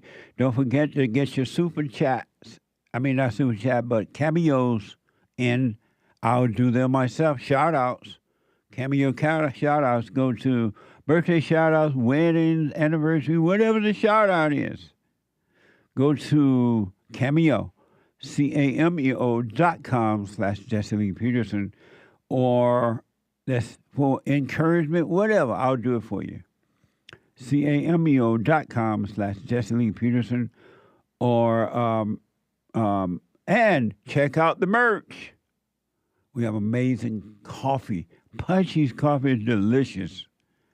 Give it and every time a Punchy's coffee goes back to the organization. So you got to be able to not only have good coffee, but help us to help others. Check out, while there, check out all the merch. Amazing merch. Mamma Mia merch. Hats and mugs and T-shirts and everything else. Stickers and all kind of stuff. Go to rebuildingtheman.com/stores or JesseLeePeterson.shop. JesseLeePeterson.shop. I want to go quickly back to Chase. And so, Chase, it sounds like, and you met a woman, now this woman is giving you trouble, she's out backstabbing you, and people are telling you, and you have not confronted her. Am I wrong? Well, it's a little more in depth because there's one woman that I've known for years, and one that I met when I was out of town, and I don't really have much to do with the one that I met from out of town, but it's I mean, I'm not too entirely sure who else was involved with some stuff has gone on too on like the internet where I've seen my credit score go into the toilet because of someone who, I mean, opened something up in my name and I can see it. I've already done the credit check. I don't think that this first girl I said it was involved in any of that, but she does communicate with someone who is kind of sort of close to them, and I'm not going to be able to get answers out of either one of them. How I've do you already know? tried with one, You and she'll asked just tell me. Why don't go to the first woman and ask her about it? Because it's not. I've already done that. She blamed it on someone else, And then I found. And then again, why? Well, and then after a while, I started thinking, and then I kind of sort of found some evidence that it wasn't just her that was involved in the identity theft. There was a guy that was there too, and I don't know what I would have done to make him do that, aside from the fact that they're just pure scammers. But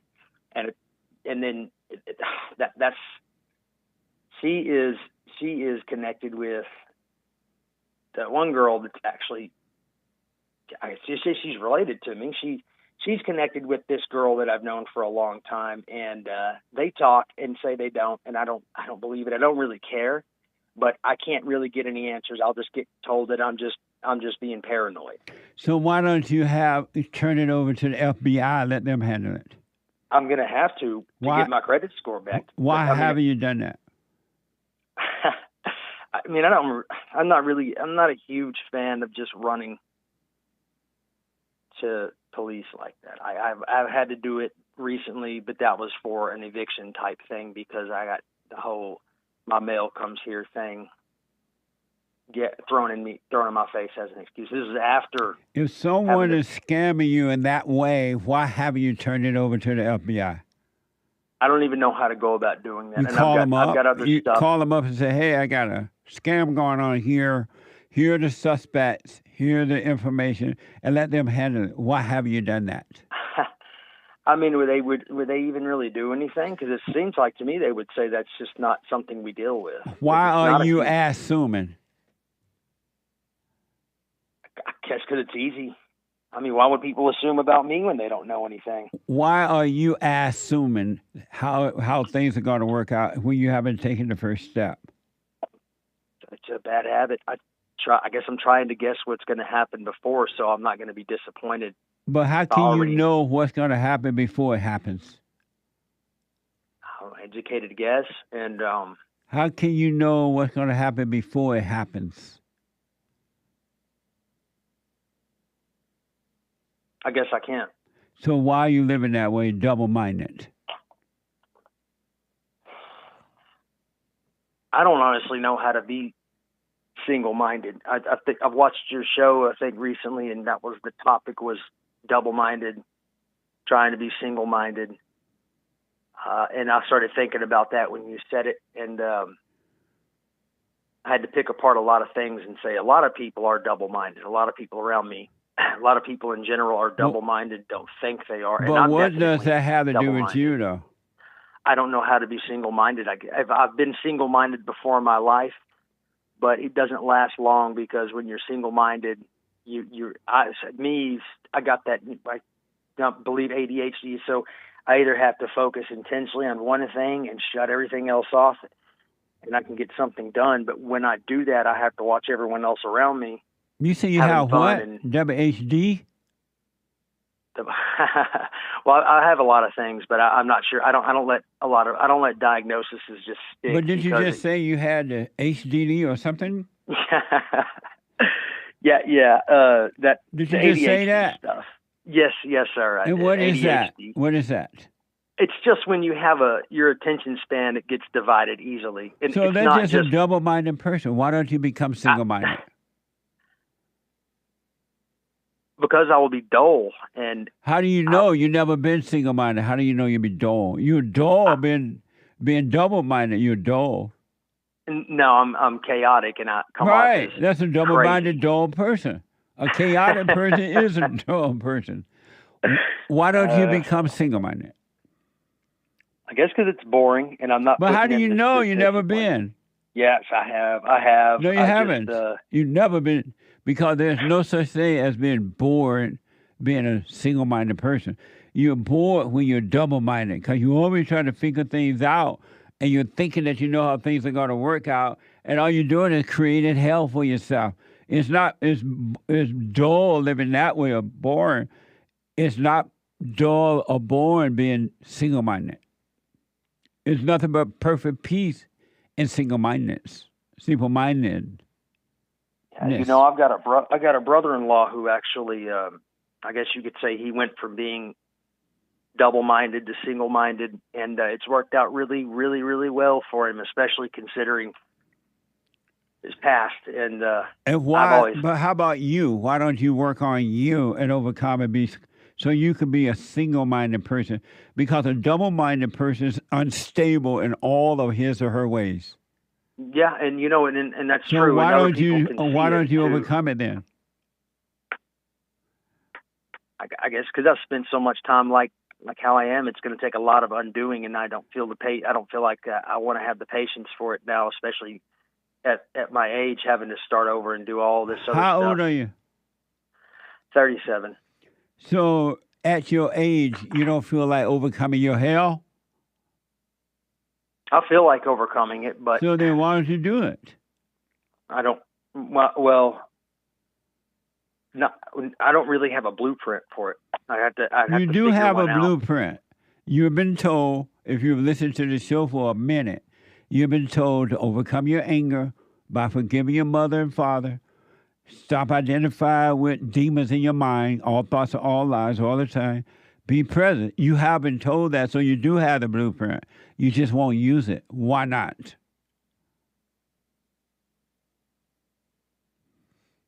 Fear, maybe. You have fear Impatience. of overcoming fear? I think maybe because I'm just afraid that I'm not going to recognize who I am, and it's going to be unfamiliar, and I'm going to.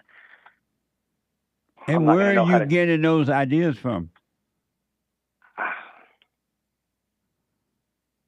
I don't know. You don't know where you're getting those. Are they your own ideas?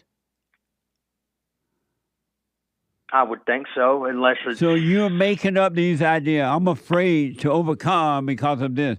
You are creating those thoughts yourself? Yeah. And why would you create thoughts that would keep you in prison, in hell? I don't know. I know one thing, though, is if I keep doing and acting the way I am, prison's probably going to be the next step. Why would you create thoughts that would keep you in prison?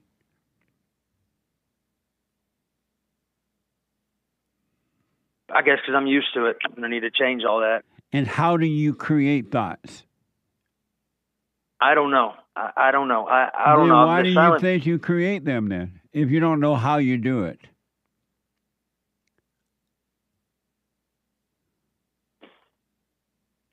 I can't answer that. Not now. Maybe I can in the future, but right now I just can't answer that. And why not? Because I don't know. Why aren't you? So you love your hell? You love your misery? I think so. I think I think I do. I really think I do. And then that's I guess change that. I just don't really know any other way, I guess. But you do know a way. You've been told another way, the right way, and you won't take it. Because you say you love your misery, you love your hell. You love your demons of anxiety and worry and fighting and insecurity and lack of love and looking for love and all those things. You love those things. That's why you won't let them go, right?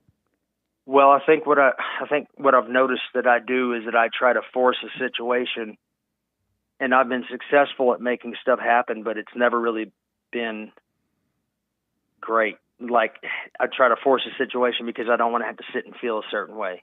And maybe that's the time when I need to focus on trying to be, I guess, single-minded.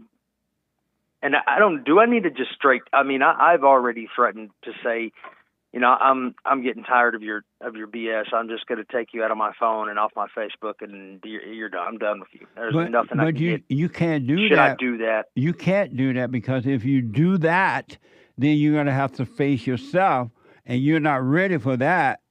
Or you're going to go and find other people to replace that number with. Yeah. Because you cannot be alone. You cannot be whole. You want to be divided. And so you're going to just find other people to keep you divided. You know what happiness? You love your misery.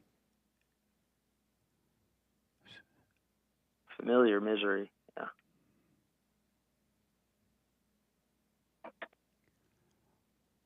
Well, it's I had to think about all this, and you love this woman that I guess looked like they took your credit or whatever, mess it up. Oh no, I don't. Whatever no, they did. She was just kind of an add-on to the whole deal, and I don't even know if it was her directly. I just heard later on that, hey, when you were down here, I overheard her bragging about taking your card or something when you were passed out. And I should have known. Why don't you go online and find out, or call the police, or do something if you want to be at peace about it? And why don't you ask her about it? I did. She just blamed it on someone else. And then when I went back to the other one, she just told me, no, why would I do that? And so you love this, right? Mm-mm. Yes, you do. Maybe I do. Maybe I'm trying to stay somewhere that I don't need to stay. You love doing it, and you love complaining about it. You love the misery that comes from it. You said you love your misery. Well, I'm starting to learn that I love my misery. Yeah. I'm sure that I do, and I'm compensating with what I really need and I guess what I want with some of the worst people that what are do not you exactly want? fit for the position. They're not fit for the normal stuff, the same stuff everyone else wants. What do you want?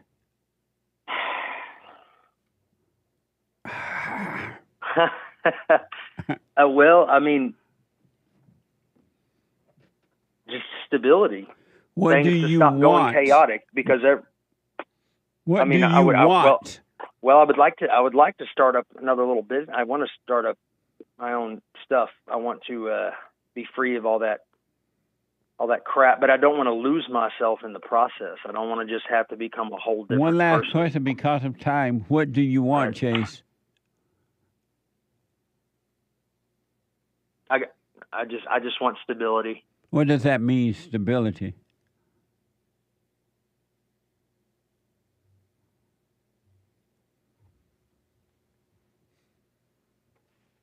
I don't know. When you say it like that, I draw a blank. So you said you want stability, but you don't even know what that is? I might know tomorrow, but right now I don't. So you don't know what you want then? I guess not. Why don't you find out what you want? Okay, I'll think about that. Have you gone and forgiven your mother? Oh, yeah. Yeah, well, I actually ignored a text from her yesterday. Have you gone and forgiven your mother? Yes, I have. And how about your father?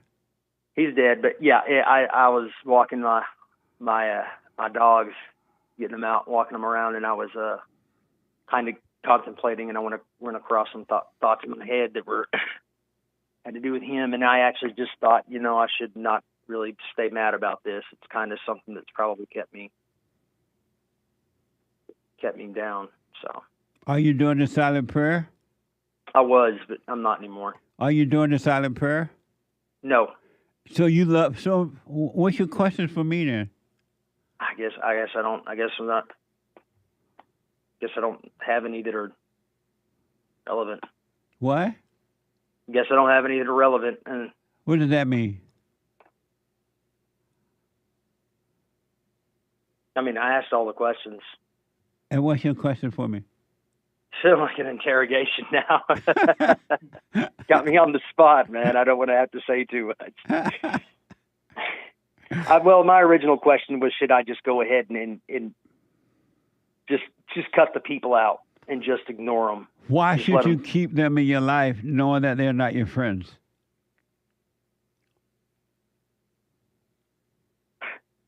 Well, one of them is just for sex, but I'm not really. I don't even know if I care right now. Not with that. Why should you keep any of them, as you included a sex person? Why should you keep them in your life, or would you keep them knowing that they're your enemies? No, not with this much confusion going on and not anyone coming back to say anything. Why should you keep them in your life? Why would it even be a thought? Should I keep them in my life, knowing that they're your enemies? Why is there a second thought about that?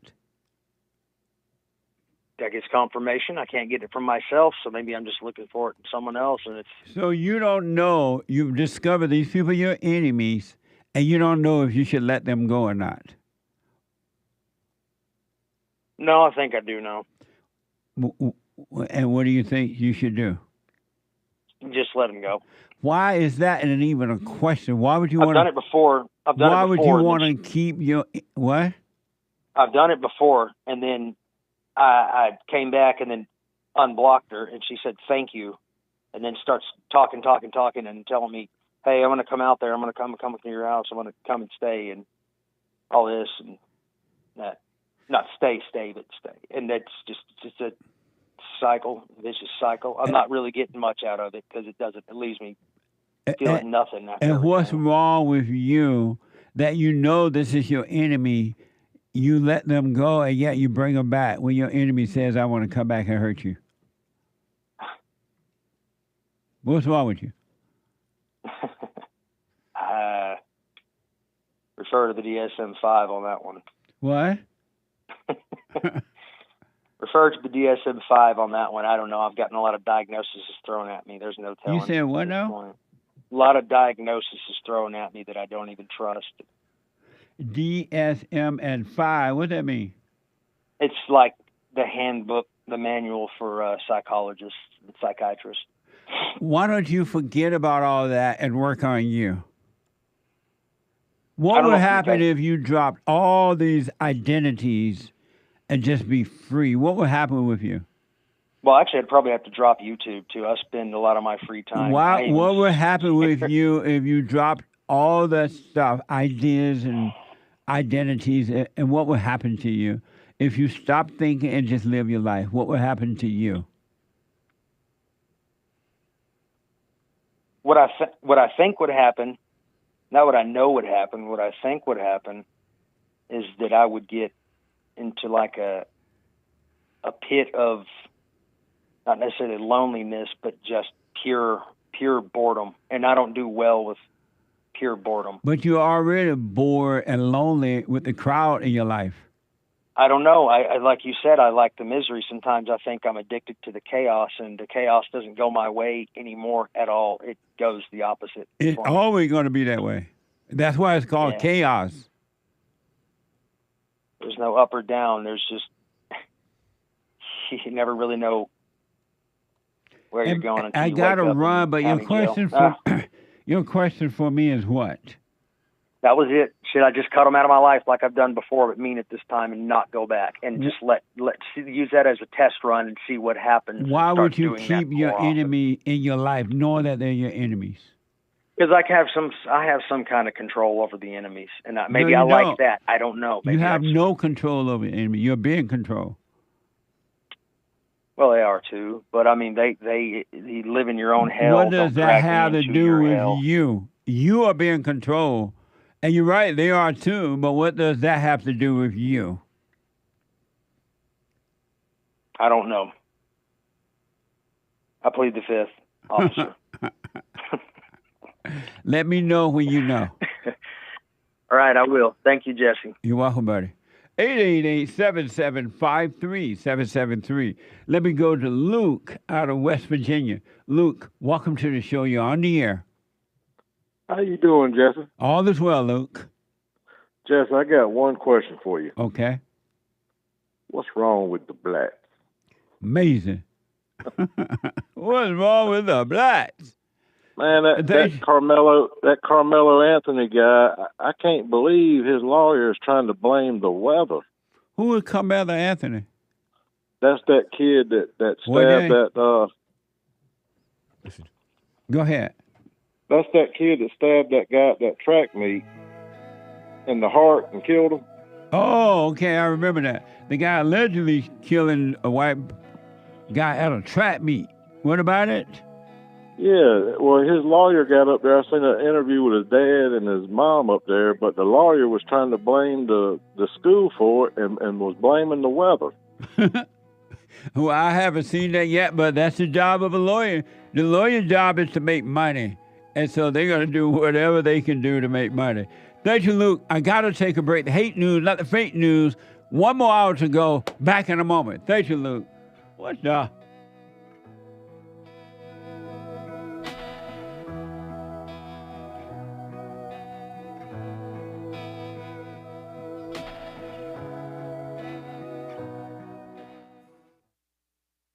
Check out Punchy's Coffee. I have my own coffee now. Punchy Coffee is good. Every bag is roasted to order. Freshest flavor. Top quality.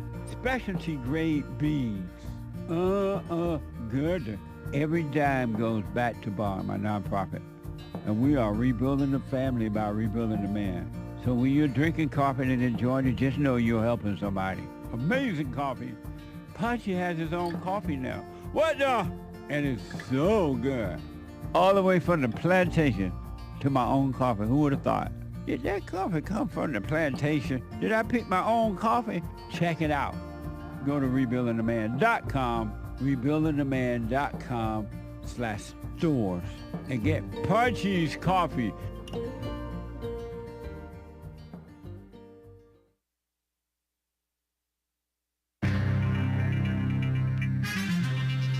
some serious mess going on in the world with regard to immigration.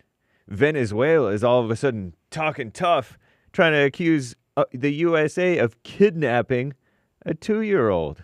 What in the world?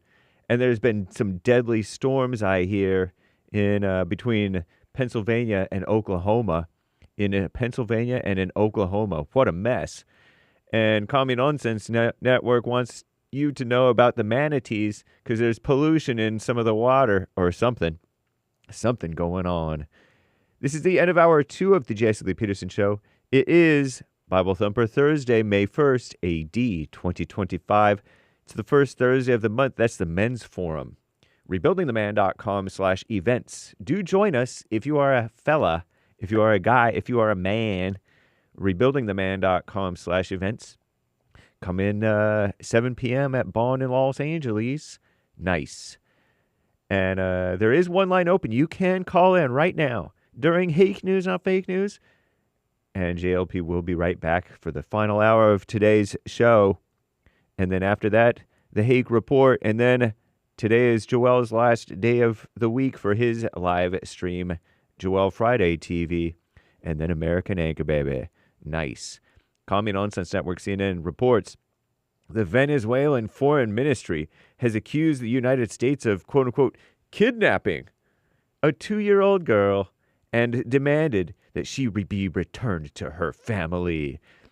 Michaelis Antonella Espinosa Berna was separated from her mother as she was boarding a deportation flight back to Venezuela. The United States also deported the girl's father to a notorious prison in El Salvador. In a statement, the Department of Homeland Security denied abducting the toddler, saying she was removed from the deportation flight list for her safety and welfare. Wow. Without providing evidence, which they don't have to, the DHS accused her parents of being part of a Venezuelan gang. Wow.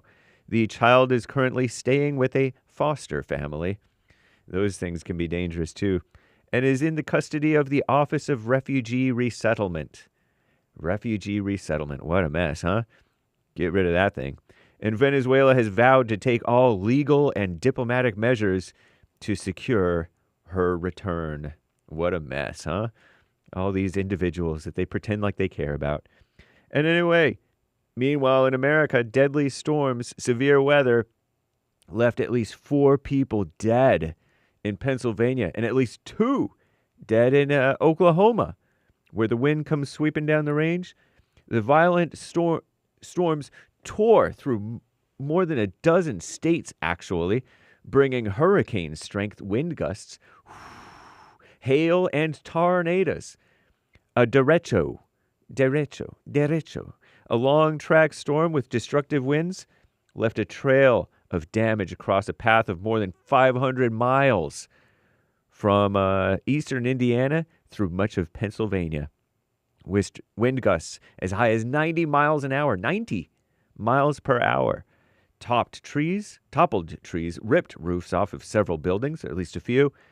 And Oklahoma first responders, that's emergency people, carried out dozens of swift water rescues as if flood waters rose and portions of nearly a dozen state highways were closed. More than 900 flights within, into, and out of the United States were canceled due to the weather. Wow, I didn't know all this was going on. At least at this time, more than 250,000 people, that's 250,000, in 5 states are also without power. We're praying for you. What a mess. We're also praying for the manatees, aren't we? Maybe. Decades ago, the water in Florida's Indian River Lagoon was crystal clear. Now, it's dark and murky. Pollutants from water treatment plants and septic tanks on the edge of the lagoon have slowly leaked nitrogen and phosphorus into the water, one expert claimed, without citing evidence. The pollutants have fueled algae growth in the water, which destroys seagrass, they say, the main source of food for the state's beloved manatees. Manatees. Those are kind of like seals or walruses, except different. The gentle sea cows need 100 pounds of vegetation a day. Wow. I'm James Hake.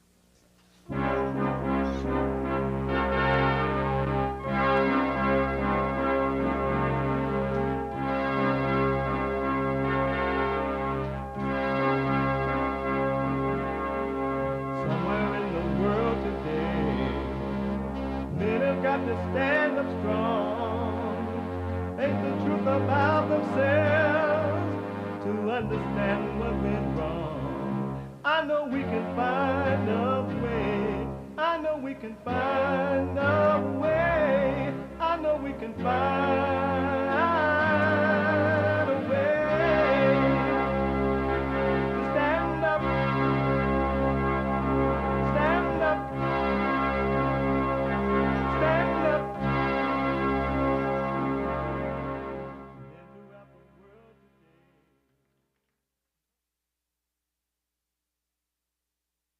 Uniting the races with truth instead of dividing them with lies. We're also rebuilding the family by rebuilding the man.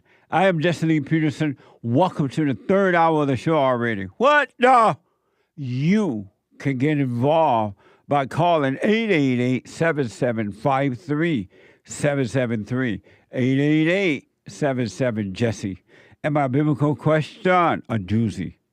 Can you make a conscious decision? Can you make a conscious decision? Amazing responses to this question. Even when I'm walking down the road, people are like, hey, Jess, I want to respond. Even the bus driver. I'm driving down the road. I'm in my car, the bus driver. I'm at the light. The bus driver opened the window. Hey, I watch your show all the time. I want to respond to that biblical question. I'm like, what the? Can you make a conscious decision? Can you make a conscious decision? Isn't that an amazing question? We have every way that you can watch and support the show listed on JLPpeterson.com/show. And you can be listening to the show no matter what you're doing. You can podcast, but you still can listen as it is happening on your iPhone or iPad by calling the listen line at 605-615-4131. That's on the TalkStream listen line. 605-615-4131. And to donate and have your comments read out loud, go to Buy Me a Coffee. buymeacoffee.com/JLP Talk. buymeacoffee.com/JLP Talk or Bond JLP Cash App. Bond JLP Cash App. It's Thursday, the third hour of the show today. And Thursdays is, it will always be, Bible Thumper Thursday. Oh, God! Oh, God! Are you ready? Are you ready? I don't feel your face. Are you ready? I don't feel no way tired. Hallelujah.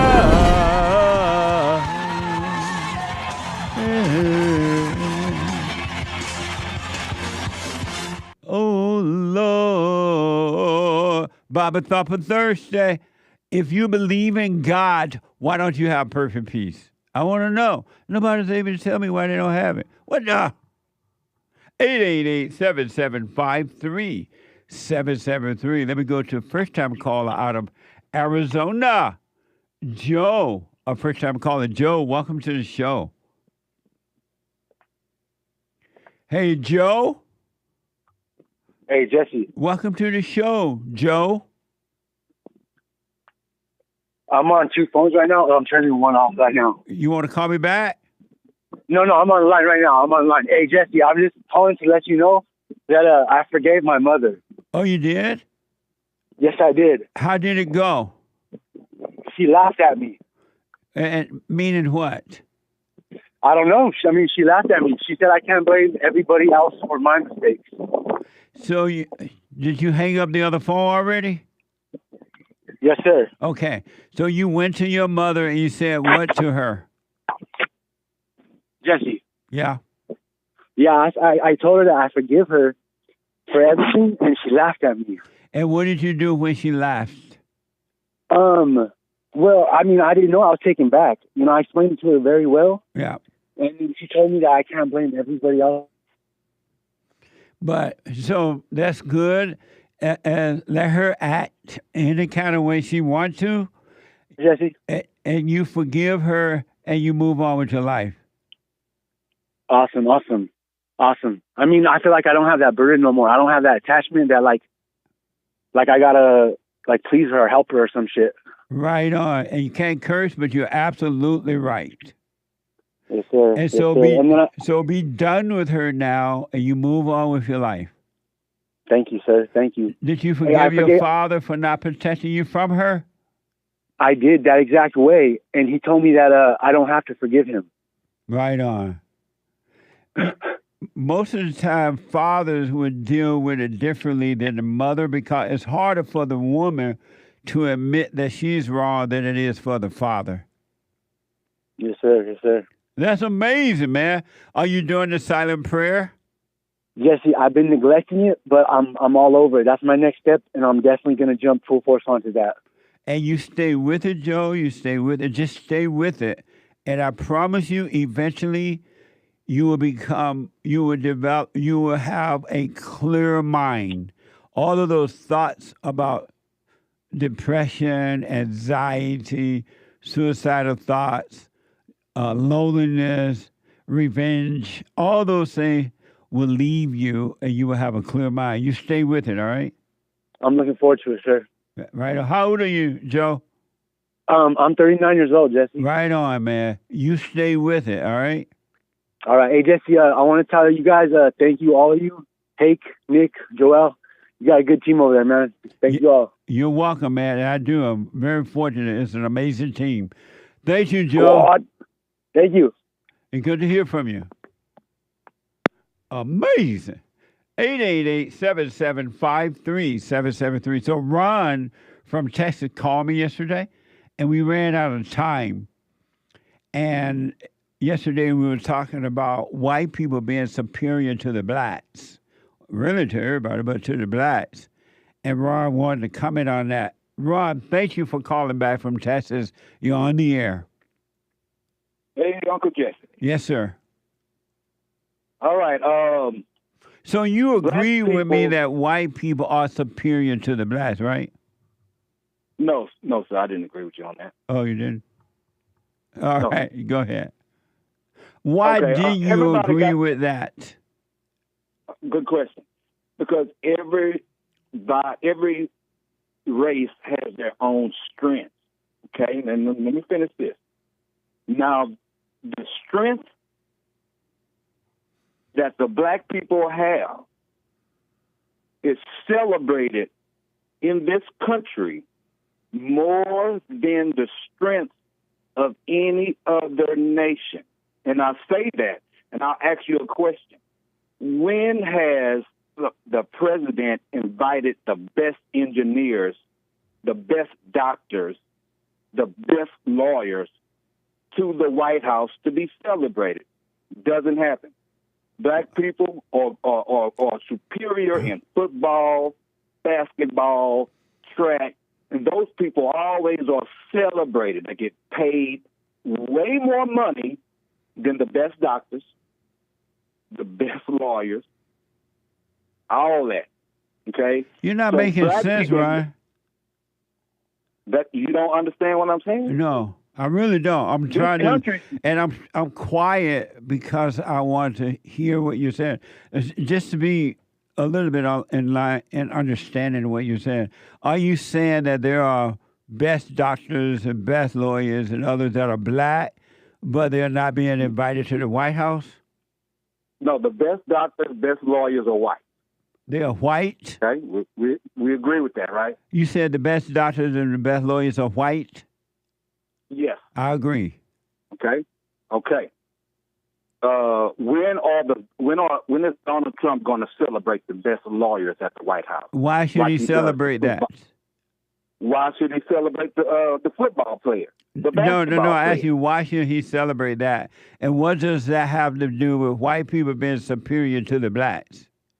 It has everything to do with the black man's mentality. The point I'm making is the black man, even though we are in the last place as far as economics, okay? Like you say, we don't build anything. We're at the bottom, okay? But what this country celebrates is the black man's strength. It's what? Okay?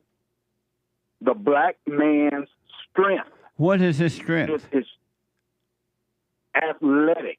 But a monkey can play basketball. When did a monkey get invited to the White House? But I don't understand how I don't know how it's playing basketball or football make black people superior to whites. No, I'm telling you, it's the black man's mentality. The black man's mentality is his strength is athletics, and this country celebrates that. And even so, rap music. Even what now?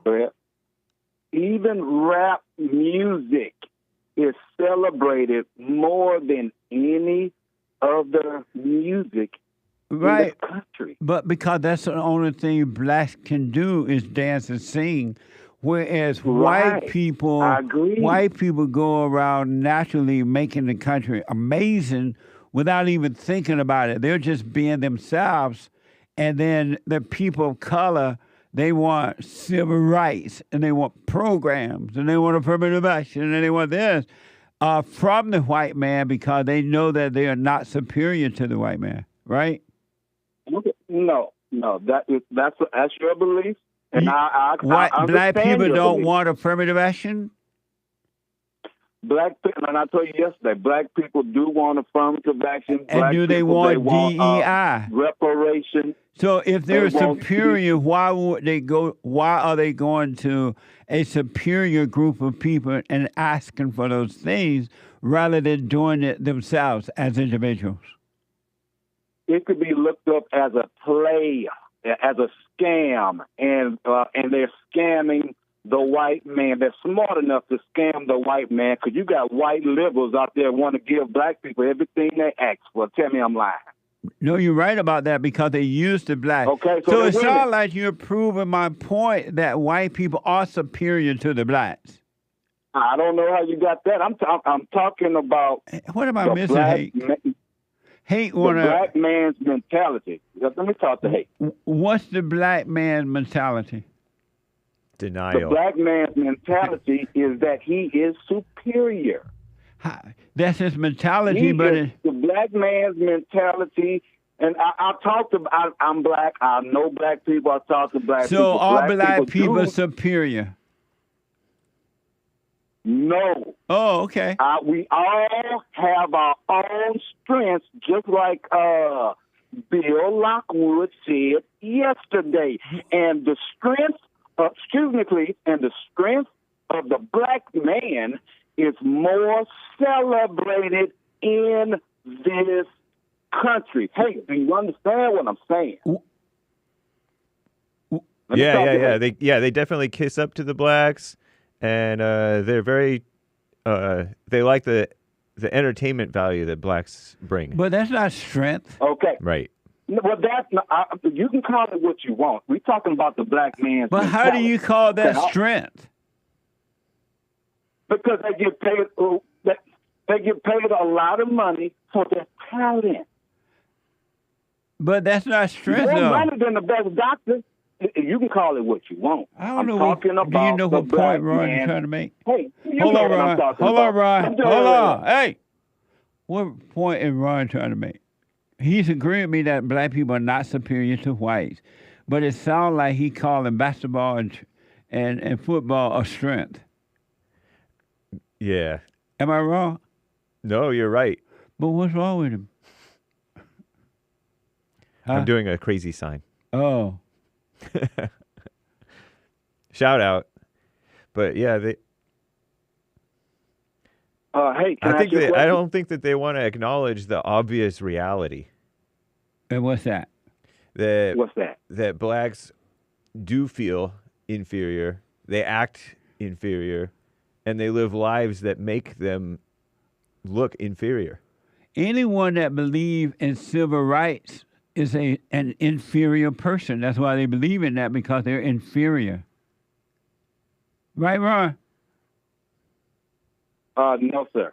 You don't think that a person that asks somebody for civil rights, that is an inferior person? No. Why would you need to go to somebody and ask them for civil rights? I must say this. Answer that question first. I am. In 2020. Answer that question. Why would a superior person have to go to another superior person and ask for equal rights? It's a scam. But if they're superior, they can't be scammed. No, you cannot scam the white. Oh my God! You're gonna let me talk? The white man is getting scammed. The white man is getting scammed by the black man in 2025, and they're winning. The white man is handing this country over to them. Don't you know that? I agree to that. They're winning. Okay, so who's superior if you're going to look at it like that? The white man. The black man got half the white people in this country wanting to give this country over to the black man. Am I right or wrong? So what now? The black man has got half the white population in this country wanting to give this country over to the black man. Would you agree with that? Yeah, yes, but that doesn't make the black man superior and make him inferior. I didn't say it did. Ron, Frederick Nietzsche, what? Nietzsche said, nobody is more inferior than those who insist on being equal. That's so deep, I don't know what to do with it. Nobody is more inferior than those who insist on being equal. And what's this guy's name? Friedrich Nietzsche. What do you think about that, Ron? That's nobody is more. That's his opinion. It's a fact. Nobody is more inferior than those who insist on being equal. That's so deep. Ron, you agree that that's deep and true? That is deep. What is it true? What is it true? Yeah, it's true. Yeah, okay. It's true. Right now, on. What is the white man superior at? Making inventing things, making life happen for themselves and others. If it wasn't for white people, there would be no America. America would be just like Africa. Okay. It would be destroyed. Now, and the black woman would want to come back. She would want to come back home so she can get her snacks. Now, the Jewish man is superior to the white man. No, he's not. With that? Nope. Yes, he is. Because if he was superior to the white man, he wouldn't be living in America. He would be in Israel. I rest my case. He came to America to take over America. Nope. He funded. That's not true. He funded everything in this country. That's not true. The white man is superior to the Jewish man too. No, he's not. Yes, he is. Well, that's all. That's your opinion. No, that's not true. Okay. Hey, I want to do a biblical thing too. Bible stuff, just a little bit, if you don't mind. Yeah, real fast. Now, yesterday you said that the name of God is I Am, and I totally agree with you. Now, I Am is translated in Hebrew, H1961, in the Blue Letter Bible as Haya. There's no such thing as a Blue Letter Bible. You probably never There's heard no such thing as Bible. a Blue. I bet you talking about those black so-called Israelite Bible, huh? No, sir. Yes, you are. No. Hey, have you ever heard of the Blue Letter? No. No such thing. That's a black Bible, man. Y'all want inferior to me. What? Y'all don't know nothing. You guys are inferior to me. You haven't heard of the you haven't heard of the Blue Letter Bible? That's how you get the definition of these words. No, that's a black Bible, man. Come on, that's the white man made that. That don't count. Serious? That don't count. Ron, I Okay. gotta run, but thank you, man. I appreciate it. 888-7753-773. Super chat. Thank you, Ron. What a mess. Mark says, don't worry, chat. I got the last. Juan Love for Bond and chat. Strong black arm, red heart, red black thanks hands, and a light bulb. Right on. Thank you. That was from yesterday with your caller, Juan. Thank you. Appreciate your support. Roadrunner Nums, love you, Jesse and crew. Bill, run for office. Bill Lockwood. Yeah. We need strong, white, Christian men running this nation, founded by great, white, Christian men. Christian Cross and thanks hands. Absolutely. Thank you. I rest my case. Daniel from Texas. If I can ask. I can get past the thoughts and observe them a lot more clearly throughout the days now. Don't blame anyone for anything. How are we to deal with people who are the ones judging us, trying to pull us back to the hell they are in and seem to want to stay in, both at work and around family? Thank you all. Thank you all, guys, and have a great day. You deal with them by not judging them and don't argue with them, and you leave them in their hell they cannot see. Just realize they can't see and move on with your life. Amazing. Thank you. Vincent, a very generous 40 coffees. Right on. Thank you. Often I have a hard time doing the silent prayer. When that happens, I simply repeat the Our Father, concentrating on the words over and over till my mind gets quiet. Thanks, JLP. Forever grateful. Thank you. Amazing. Stay with it, stay with it, stay with it. A very generous 100 coffees from Rick. Thank you, Rick. Jesse, why do you like Benjamin Netanyahu when he thinks, and his religion says, Jesus is burning in hell? Because he's part of the dream team. Donald Trump, the dream team. Donald Trump, Benjamin Netanyahu, and Putin, the dream team. What? Nice. Thank you. NP on Cash App, very generous, says, oops. Thank you. Thank you. A very generous donation to say oops. Thank Anthony on Cash App. That's Bond JLP Cash App. Blacks don't want equality in the NFL. They want it all. He also says, Bible Thumping Thursday. I think I'll watch. Amazing. Amazing. Thank you. Amazing. Anthony on Cash App continues, women and blacks turning NBA into ghetto ball. NFL next. Yeah. Everything they do, especially when you put them in charge of it, they destroy it. It doesn't matter if it's the government, entertainment. Look at Beyonce out there pretending to be a country western singer.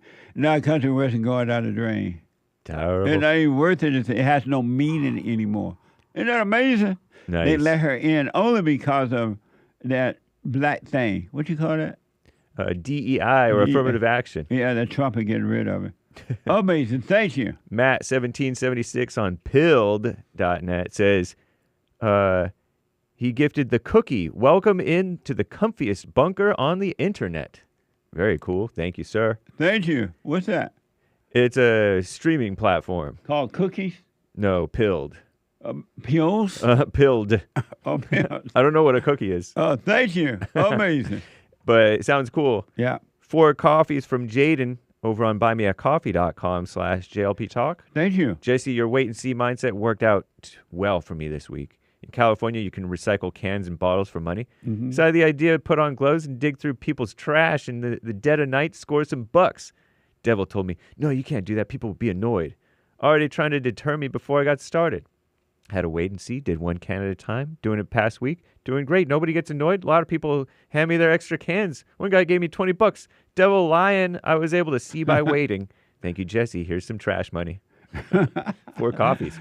Pretty good. Thank you. Stay with it. Stay with it. Stay with it. That's amazing. That is. Nice. Eric, 3 coffees. You're not supposed to feel anything. This is a quote. You're not supposed to be feeling anything, and the world is going to think that you're cold, but what they're saying is come back to the hell that I'm in. How dare you not be part of my hell? JLP. Right on. That's cool. It's totally abnormal to be emotional. And yet it is pushed like it's normal, and all it's doing is making you suffer. You end up getting pills, you get worse, then you want to commit suicide. And yet you believe that emotions are good. What's wrong with you? Terrible. It's abnormal, folks. Drop it. Drop your anger, and the emotion will disappear. It's only in you, with you, because you hold on to anger. And anger is hatred. Hatred is evil. Thank you. Stay with it. Someone bought a coffee. Hey, Jesse, the inferior topic you were talking about is interesting because you're separating the wheat from the chaff. When it comes to the whites, it's obvious the whites are superior. What's sad is that Hake and myself aren't afraid to talk about the blacks in this way. The white guilt virus runs deep. He said you guys are afraid? Aren't. Oh, okay. Are not. Nice. Amazing. Thank you. Right Someone on. bought a coffee. Physically, you can see superiority and inferiority when it comes to black and white people. But spirituality, it's the same for both. Luke 6:40, the disciple is not above his master, but everyone who is perfect shall be as his master. Thank you, Jesse. I appreciate these discussions because I grow and overcome from them. Right on. Stay with it. Stay with it. Stay with it. Amazing. Potleaf over on D Live says, Jesse looks like a can of Barbasol. What's Barbasol? That's a shaving cream can. Oh, amazing. Thank you. I was surprised you didn't know that reference. What, Barbasol? Barbasol. I feel like you brought it up. That's how I knew about it. Maybe it was the chat. Barber sauce? Mm-hmm, Barbasol. And that mean that barbecue sauce? No. It's to barber yourself, to shaving cream. Oh. Okay. No, I'm not familiar with that. Thank you, Potleaf. Aaron G says, biblical question answer. What can you make a conscious decision? You can only make one conscious decision, and that is to be conscious. Hand emoji. Tan hand. Thank you. Amazing. Thank you, I'll Aaron. put my 2 cents in on Sunday. Hello, sir. This is referring, says someone, to your show yesterday with Bill Lockwood. I hear what you see. However, the point you keep driving home was the white and black being superior or inferior was forceful. Based on what Mr. Jesse says, everything is spiritual, yet you keep on focusing on white and black. Are you trying to divide the races? What?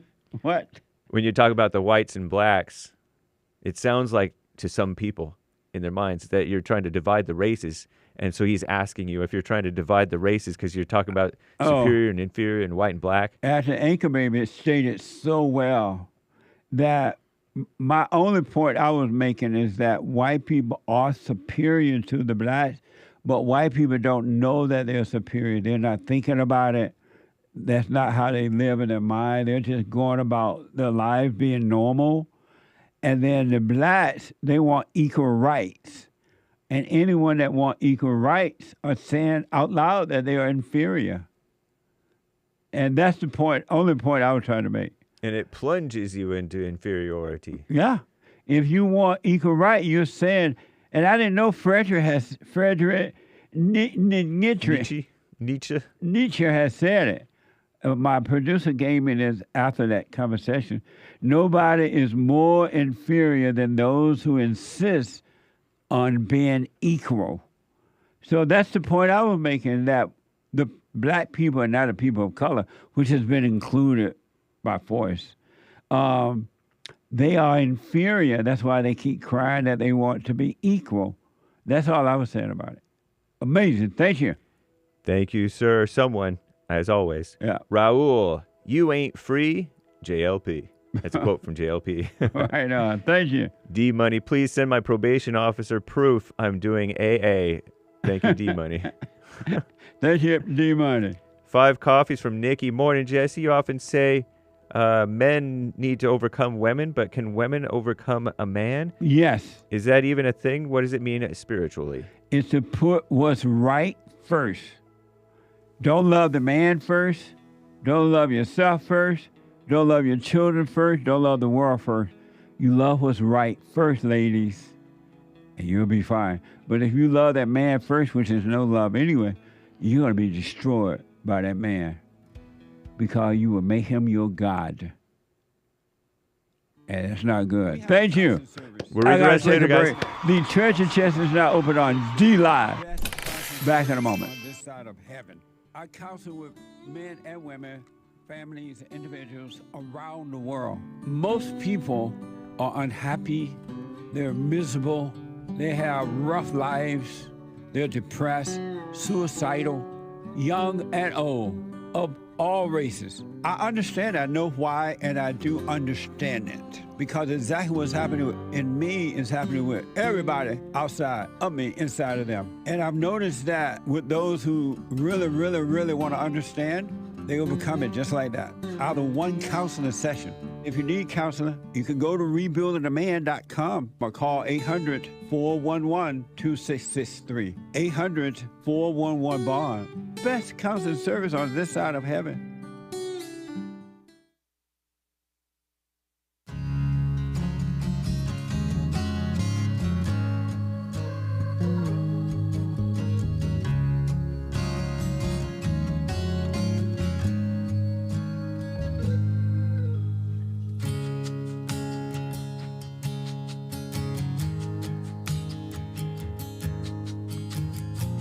All right, folks, welcome back.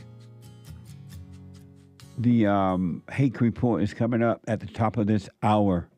The Hake, Hake report.com.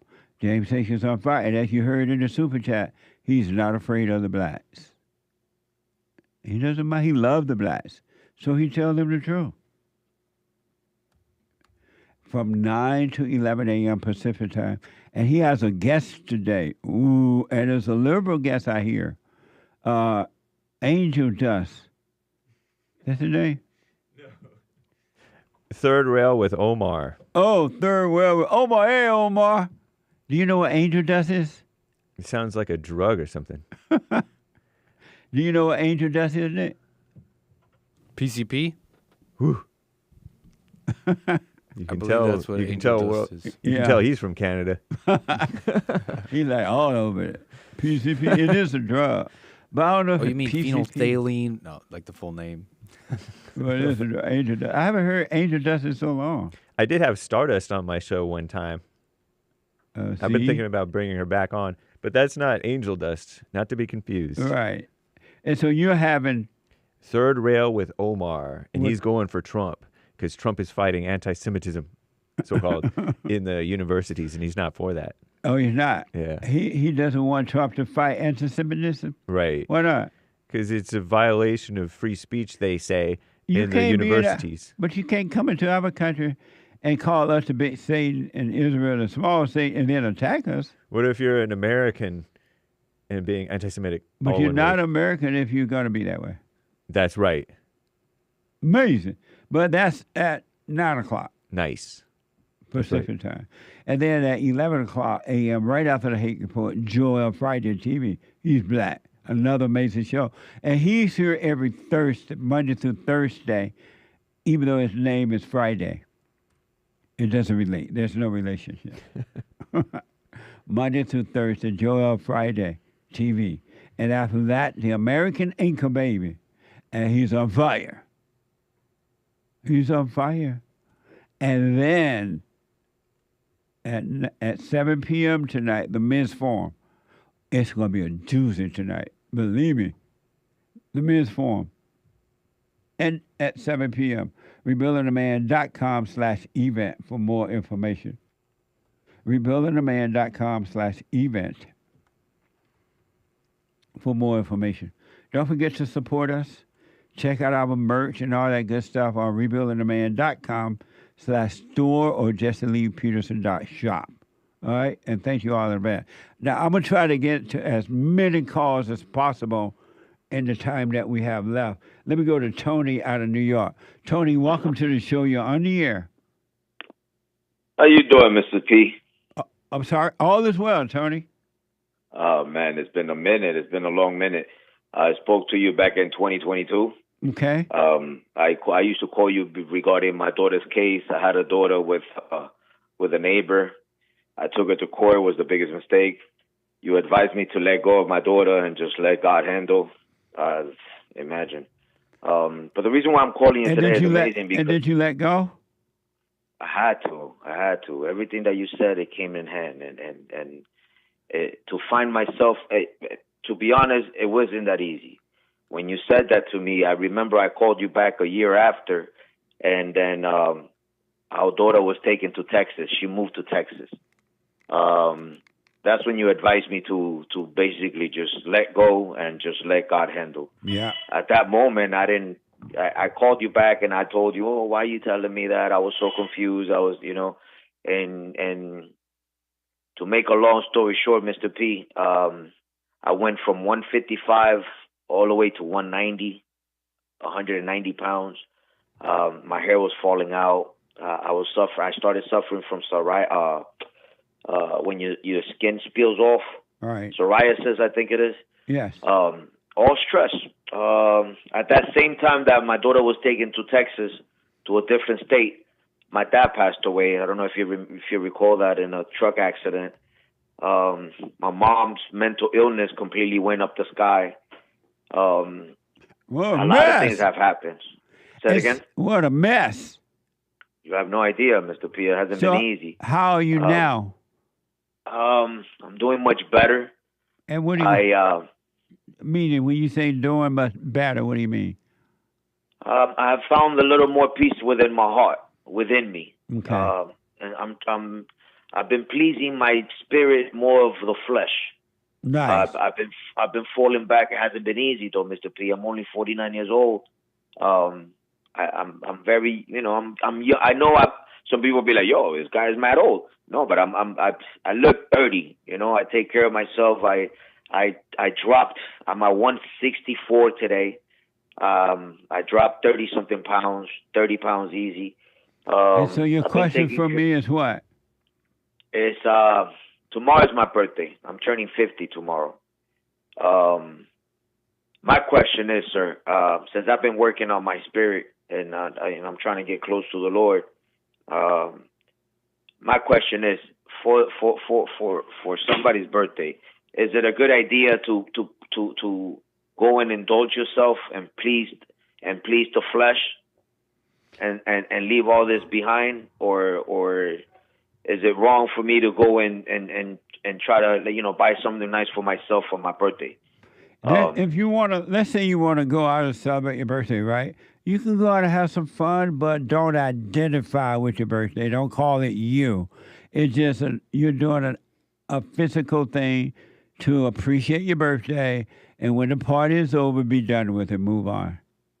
I'm not even trying to party. I just want to buy myself something really nice. Well, go ahead and just do it. There's nothing wrong with that.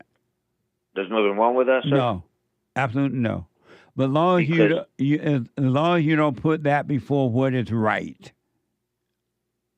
you'll be fine. Well, what is right is what would I say? There's always things to do in life. There's always important things to do. That's what I think is killing my conscience. That I do have other things that I can take care of, but you only turn 50 once, and so can you afford to go out and buy something for your birthday? Yes, I can. Then go do it. No big deal. How about if my conscience and that voice in my head is always bugging me out? What do I do with that? All thoughts are all lies all the time about anything. Don't believe it.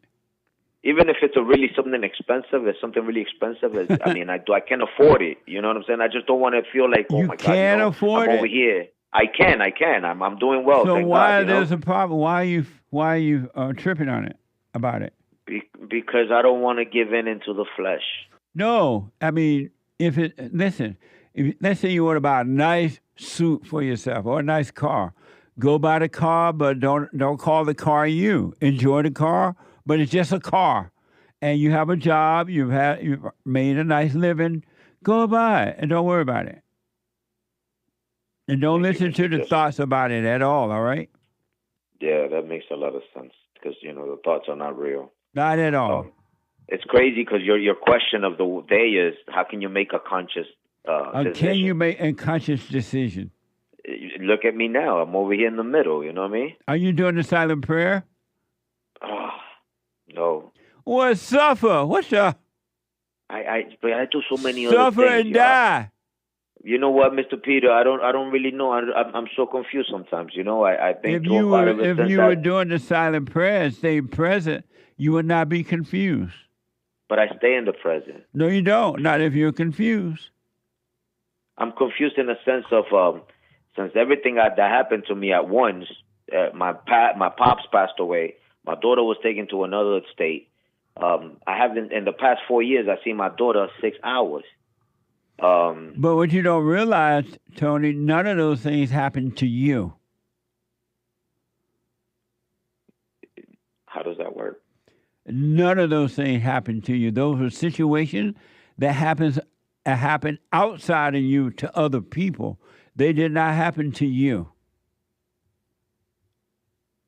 I'm confused. I'm more confused. How does that not happen to me? I haven't seen my daughter in 4 years. Right, 6 hours. but it still didn't happen to you. It happened to your daughter. They took her to Texas, but because you identify with it, calling it you, and you're believing the thoughts that is you think it happened to you, and it did not. I see what you're saying, Mr. Peterson. Man, I walked a long way, man. I've been on it for a minute. Well, do the silent prayer, and it's gonna be amazing for you. Yeah, let me give you a little more. I just need a little more advice. My mom's illness is schizophrenia, psychosis, bipolar, and dementia. She lives with me. She's been staying with me for the past 3 years. I've been completely put my whole life to the side, and I've been taking care of that. Why don't you put her in an old people home? Because she'll die of depression. What? She'll die of depression. But she's already depressed with all those problems. Say it again? She's already depressed with all those problems. She's doing much better since she's been with me. That she was actually at a mental illness place. My brother and my older sister that put her in a place. And when I went to see her, she was always drugged out. I was able to catch her in like a normal state of mind, and I mean, one thing next to another, my man. She begged me to take her out of there. Now you're stuck with her. I don't see it as I'm stuck with her. I'm honoring my mother. In what way are you honoring? You want to do that? I believe I'm doing what the Lord is asking me to do. Do you want to do that? I don't even. I mean, nothing that's going on in my life I want, to be honest. Do you want to be stuck with your mother like that? Wow. She's not an easy person. Do you want to be stuck with your mother like that? I just want to be in touch with my soul, with my spirit. I don't want to. Do you I don't want later on. No, I don't, Mr. P. I want my own life. I'm still young. So then, why are you doing this then? If you don't want to do it, it's not love. It is not respect. It's not honoring. You're doing it out of guilt, and guilt is not love. Why are you doing this? Won't you put her back in there? The Bible says to honor your parents and take care of your parents. No, it doesn't tell you to take care of your parents. It tells you don't resent your parents. Don't hold anything against them. They could not help themselves. It does not tell you to put your mama in your home and take care of her and destroy your life. It just means don't resent them. That's all it means. Now you stuck with this woman. That's why your brothers and your sister put her in a crazy house. It's not their responsibility. Yeah, they don't even call for mothers or birthdays or Christmas. They've been out the door, man. And you feel the same. How does that work, though, man? You feel the same way. You're doing it out of guilt, and now you're unhappy. I don't think I'm doing it out of guilt. I'm doing it out of the respect to the Lord. No, you're not. I wasn't even my mom's favorite. See there? God didn't tell you to do that. God doesn't want your mother stuck in your home with her misery because she didn't take care of herself. Now you're stuck. That's not from God, man.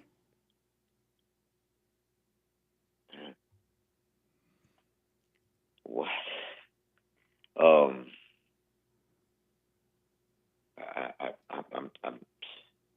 I have my daughter's case in court. I have my mother with mental illness. You love this misery. That's why you... No, I don't. Then let it go. I'm trying to walk off of it. Then let it go. Put your mama back in the crazy house. Wish your daughter well and work on you.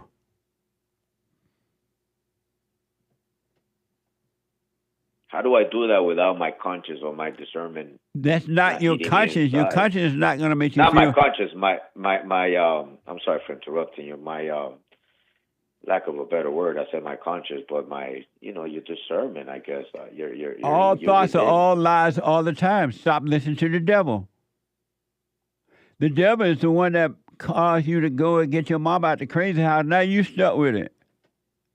And the devil told you, oh, the Lord want you to do this. The Lord want you to honor your mother. Get her out of that crazy house and bring her to your place. And now you're miserable. And you think that's from God. God doesn't want you miserable. God came to his son that you may have peace. That's not peace being stuck with your mama. Should I drive by a old place, send her slow down a little bit and push her off the car? Don't even stop. I don't know. I'm getting ideas. The voice keeps talking to me. I don't know. I don't know. You want me to open the door, slide her off? Leave her in a place and she don't know how to wake her back home. Oh man, Mr. P, I miss you, man. I've been listening to you for a hot minute. I don't know, man. You tell me, man. I don't. But let me tell you this, because I am miserable, man. I've been miserable for like 3 years, man. Yeah. I gained so much weight. I was killing myself. And you know what I said to myself? What? I said, Mr. Peterson was right, man. I gotta let go of this shit. I haven't spoken to my daughter since last August. Nice. And then her mother, listen to this. Because of my dad's passing, the family was compensated. So I bought a house. What I was given, I bought a house so I don't gotta worry about the roof over my head forever, As soon as I did that, she came after 4 years of not letting me see my daughter and me paying child support. She came and put me in court for more child support because she wants more money. That's what evil women do. My man, so they had me in court the other day, about a week ago. And then on December 1st was her birthday. She turned 8 years old. I've been in court 8 years. Wow. I sent her 3 pairs of shoes. Yeah, you don't remember me, but I called you from the beginning. I put my daughter's mom in court since my daughter was 1 month old because she didn't let me see the baby. But I regret it now. I should have just let it go ever since and saved myself $52,000. Absolutely. I don't. These men have this false idea that they love their children, and they don't know that that's not love. That's hate. It's just emotion that feel like love. Because if they love them, they will let them go. You don't cut the baby in half. You let the baby go. You work on you. You seek first the kingdom of God, and the Father will work everything out for you. But they be like, oh, I love my kid. I can't imagine not being with my kid. And they call that love, and it's not love. It's hate. Mr. Peterson, it almost cost me my life learning that lesson, though, because I was losing my life. Stress. My hair was falling off. Yeah. My face was peeling off. Stress. I couldn't even bend over and tie my shoes because my belly was so fat. Yeah. But now you stuck with your mama, and now you're gonna get that weight back. No, I do 10 miles on a bike every day. I work out. I box. I'm staying busy. Let me say this because of time to run, Tony. I got to run. Call me again. But here's what I recommend: do what you want, of course. Do what you want. But I would recommend you put your mother back in the crazy house. Let them take care of her. And then you work on you. Do the silent prayer. Stop listening to thoughts. Watch them, but don't do anything about it. And live your life, man. God came that you may be free. Christ came that you may be free and have a life. You don't owe your mother anything, nothing but to not resent her. I resent her, man, because, things that she be talking about. Yeah, mental illness is crazy, son. They be talking mad crazy, like she be bugging, like you know what I mean. Like she don't appreciate sometimes or everything that I try to do for her. And you need to dump her. Let them take care. That's not your job. Dump her and live your life. All right. Do what you want, but that's my recommendation. Let me know how it goes. Okay, thank you, Mr. Peterson. Have a great day. You too, buddy. Thank you. 888-7753-773. Super chat. Super.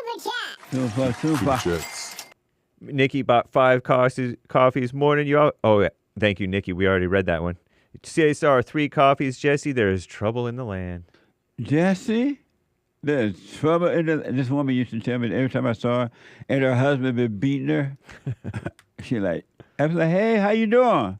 Jesse, there's trouble in the land. Oh, amazing. Thank you. And he says, I just ran out of the blacker than black Punchies coffee. What the? Order some more. I'm going to order 2 bags this time. Right on. Says Cesar. Stores. Yeah. Or JesseLeePeterson.shop. It's right there. Oh, JesseLeePeterson.shop or rebuildingtheman.com/stores. Nice. Thank you. What up says, shout out to Luke. Also, Jesse, have you seen this particular movie? Thank you. I'll check it out. Yeah. Right on. Thank you. What up? Yeah.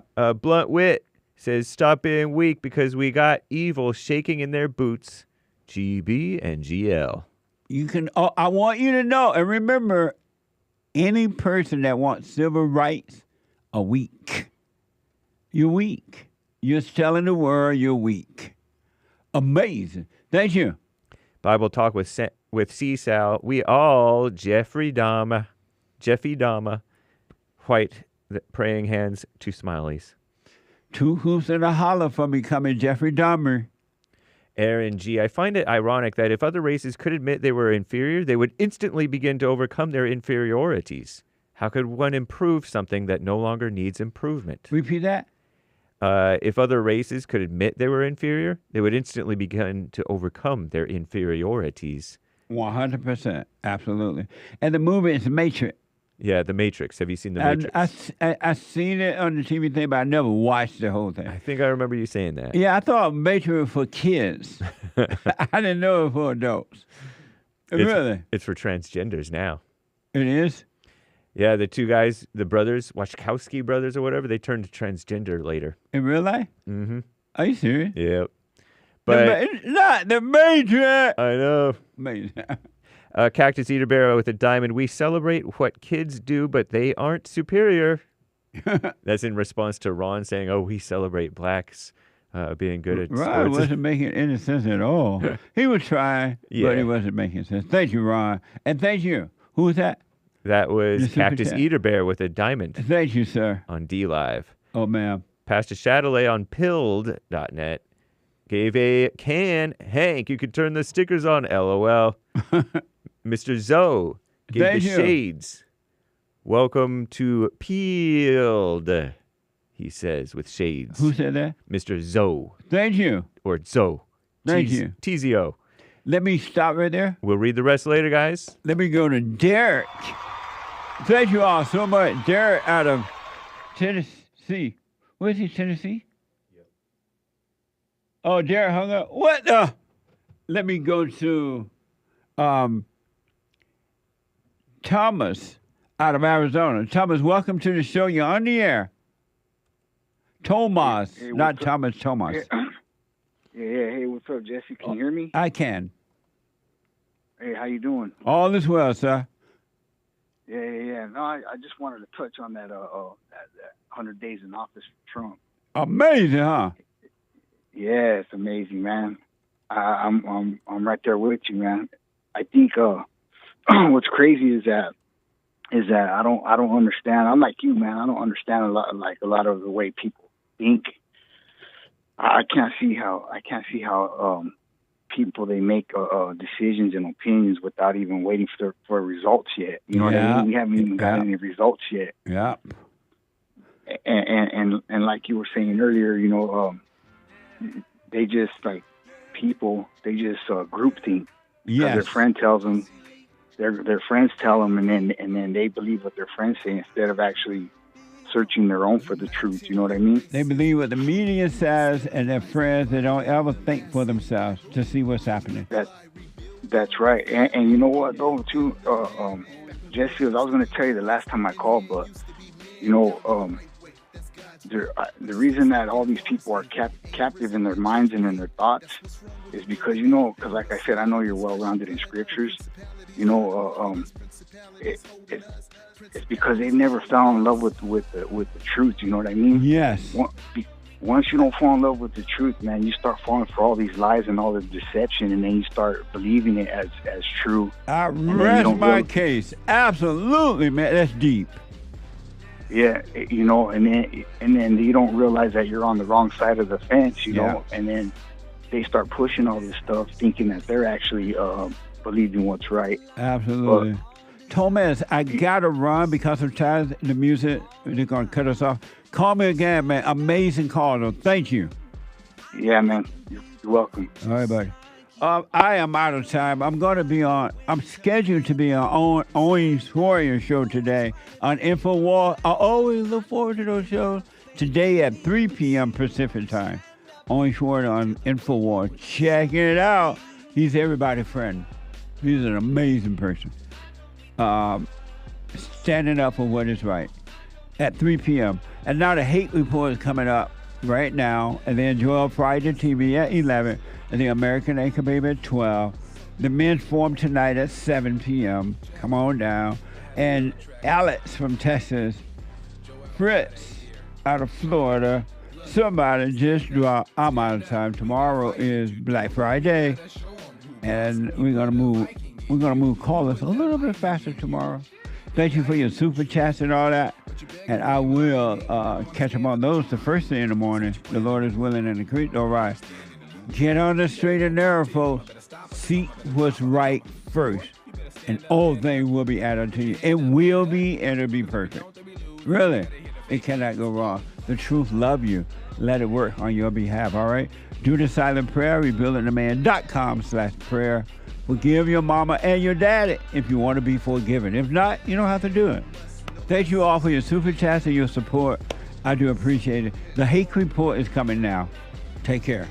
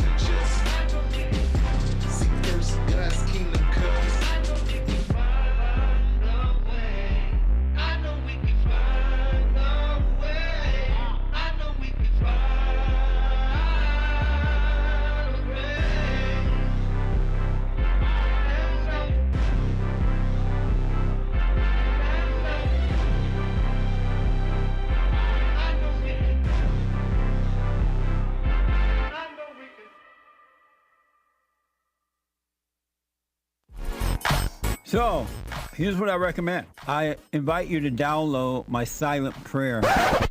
I know some people have called in and they wonder if the silent prayer is working. And I just want to take a second and to tell them that it works. You just have to stick with it. Yeah.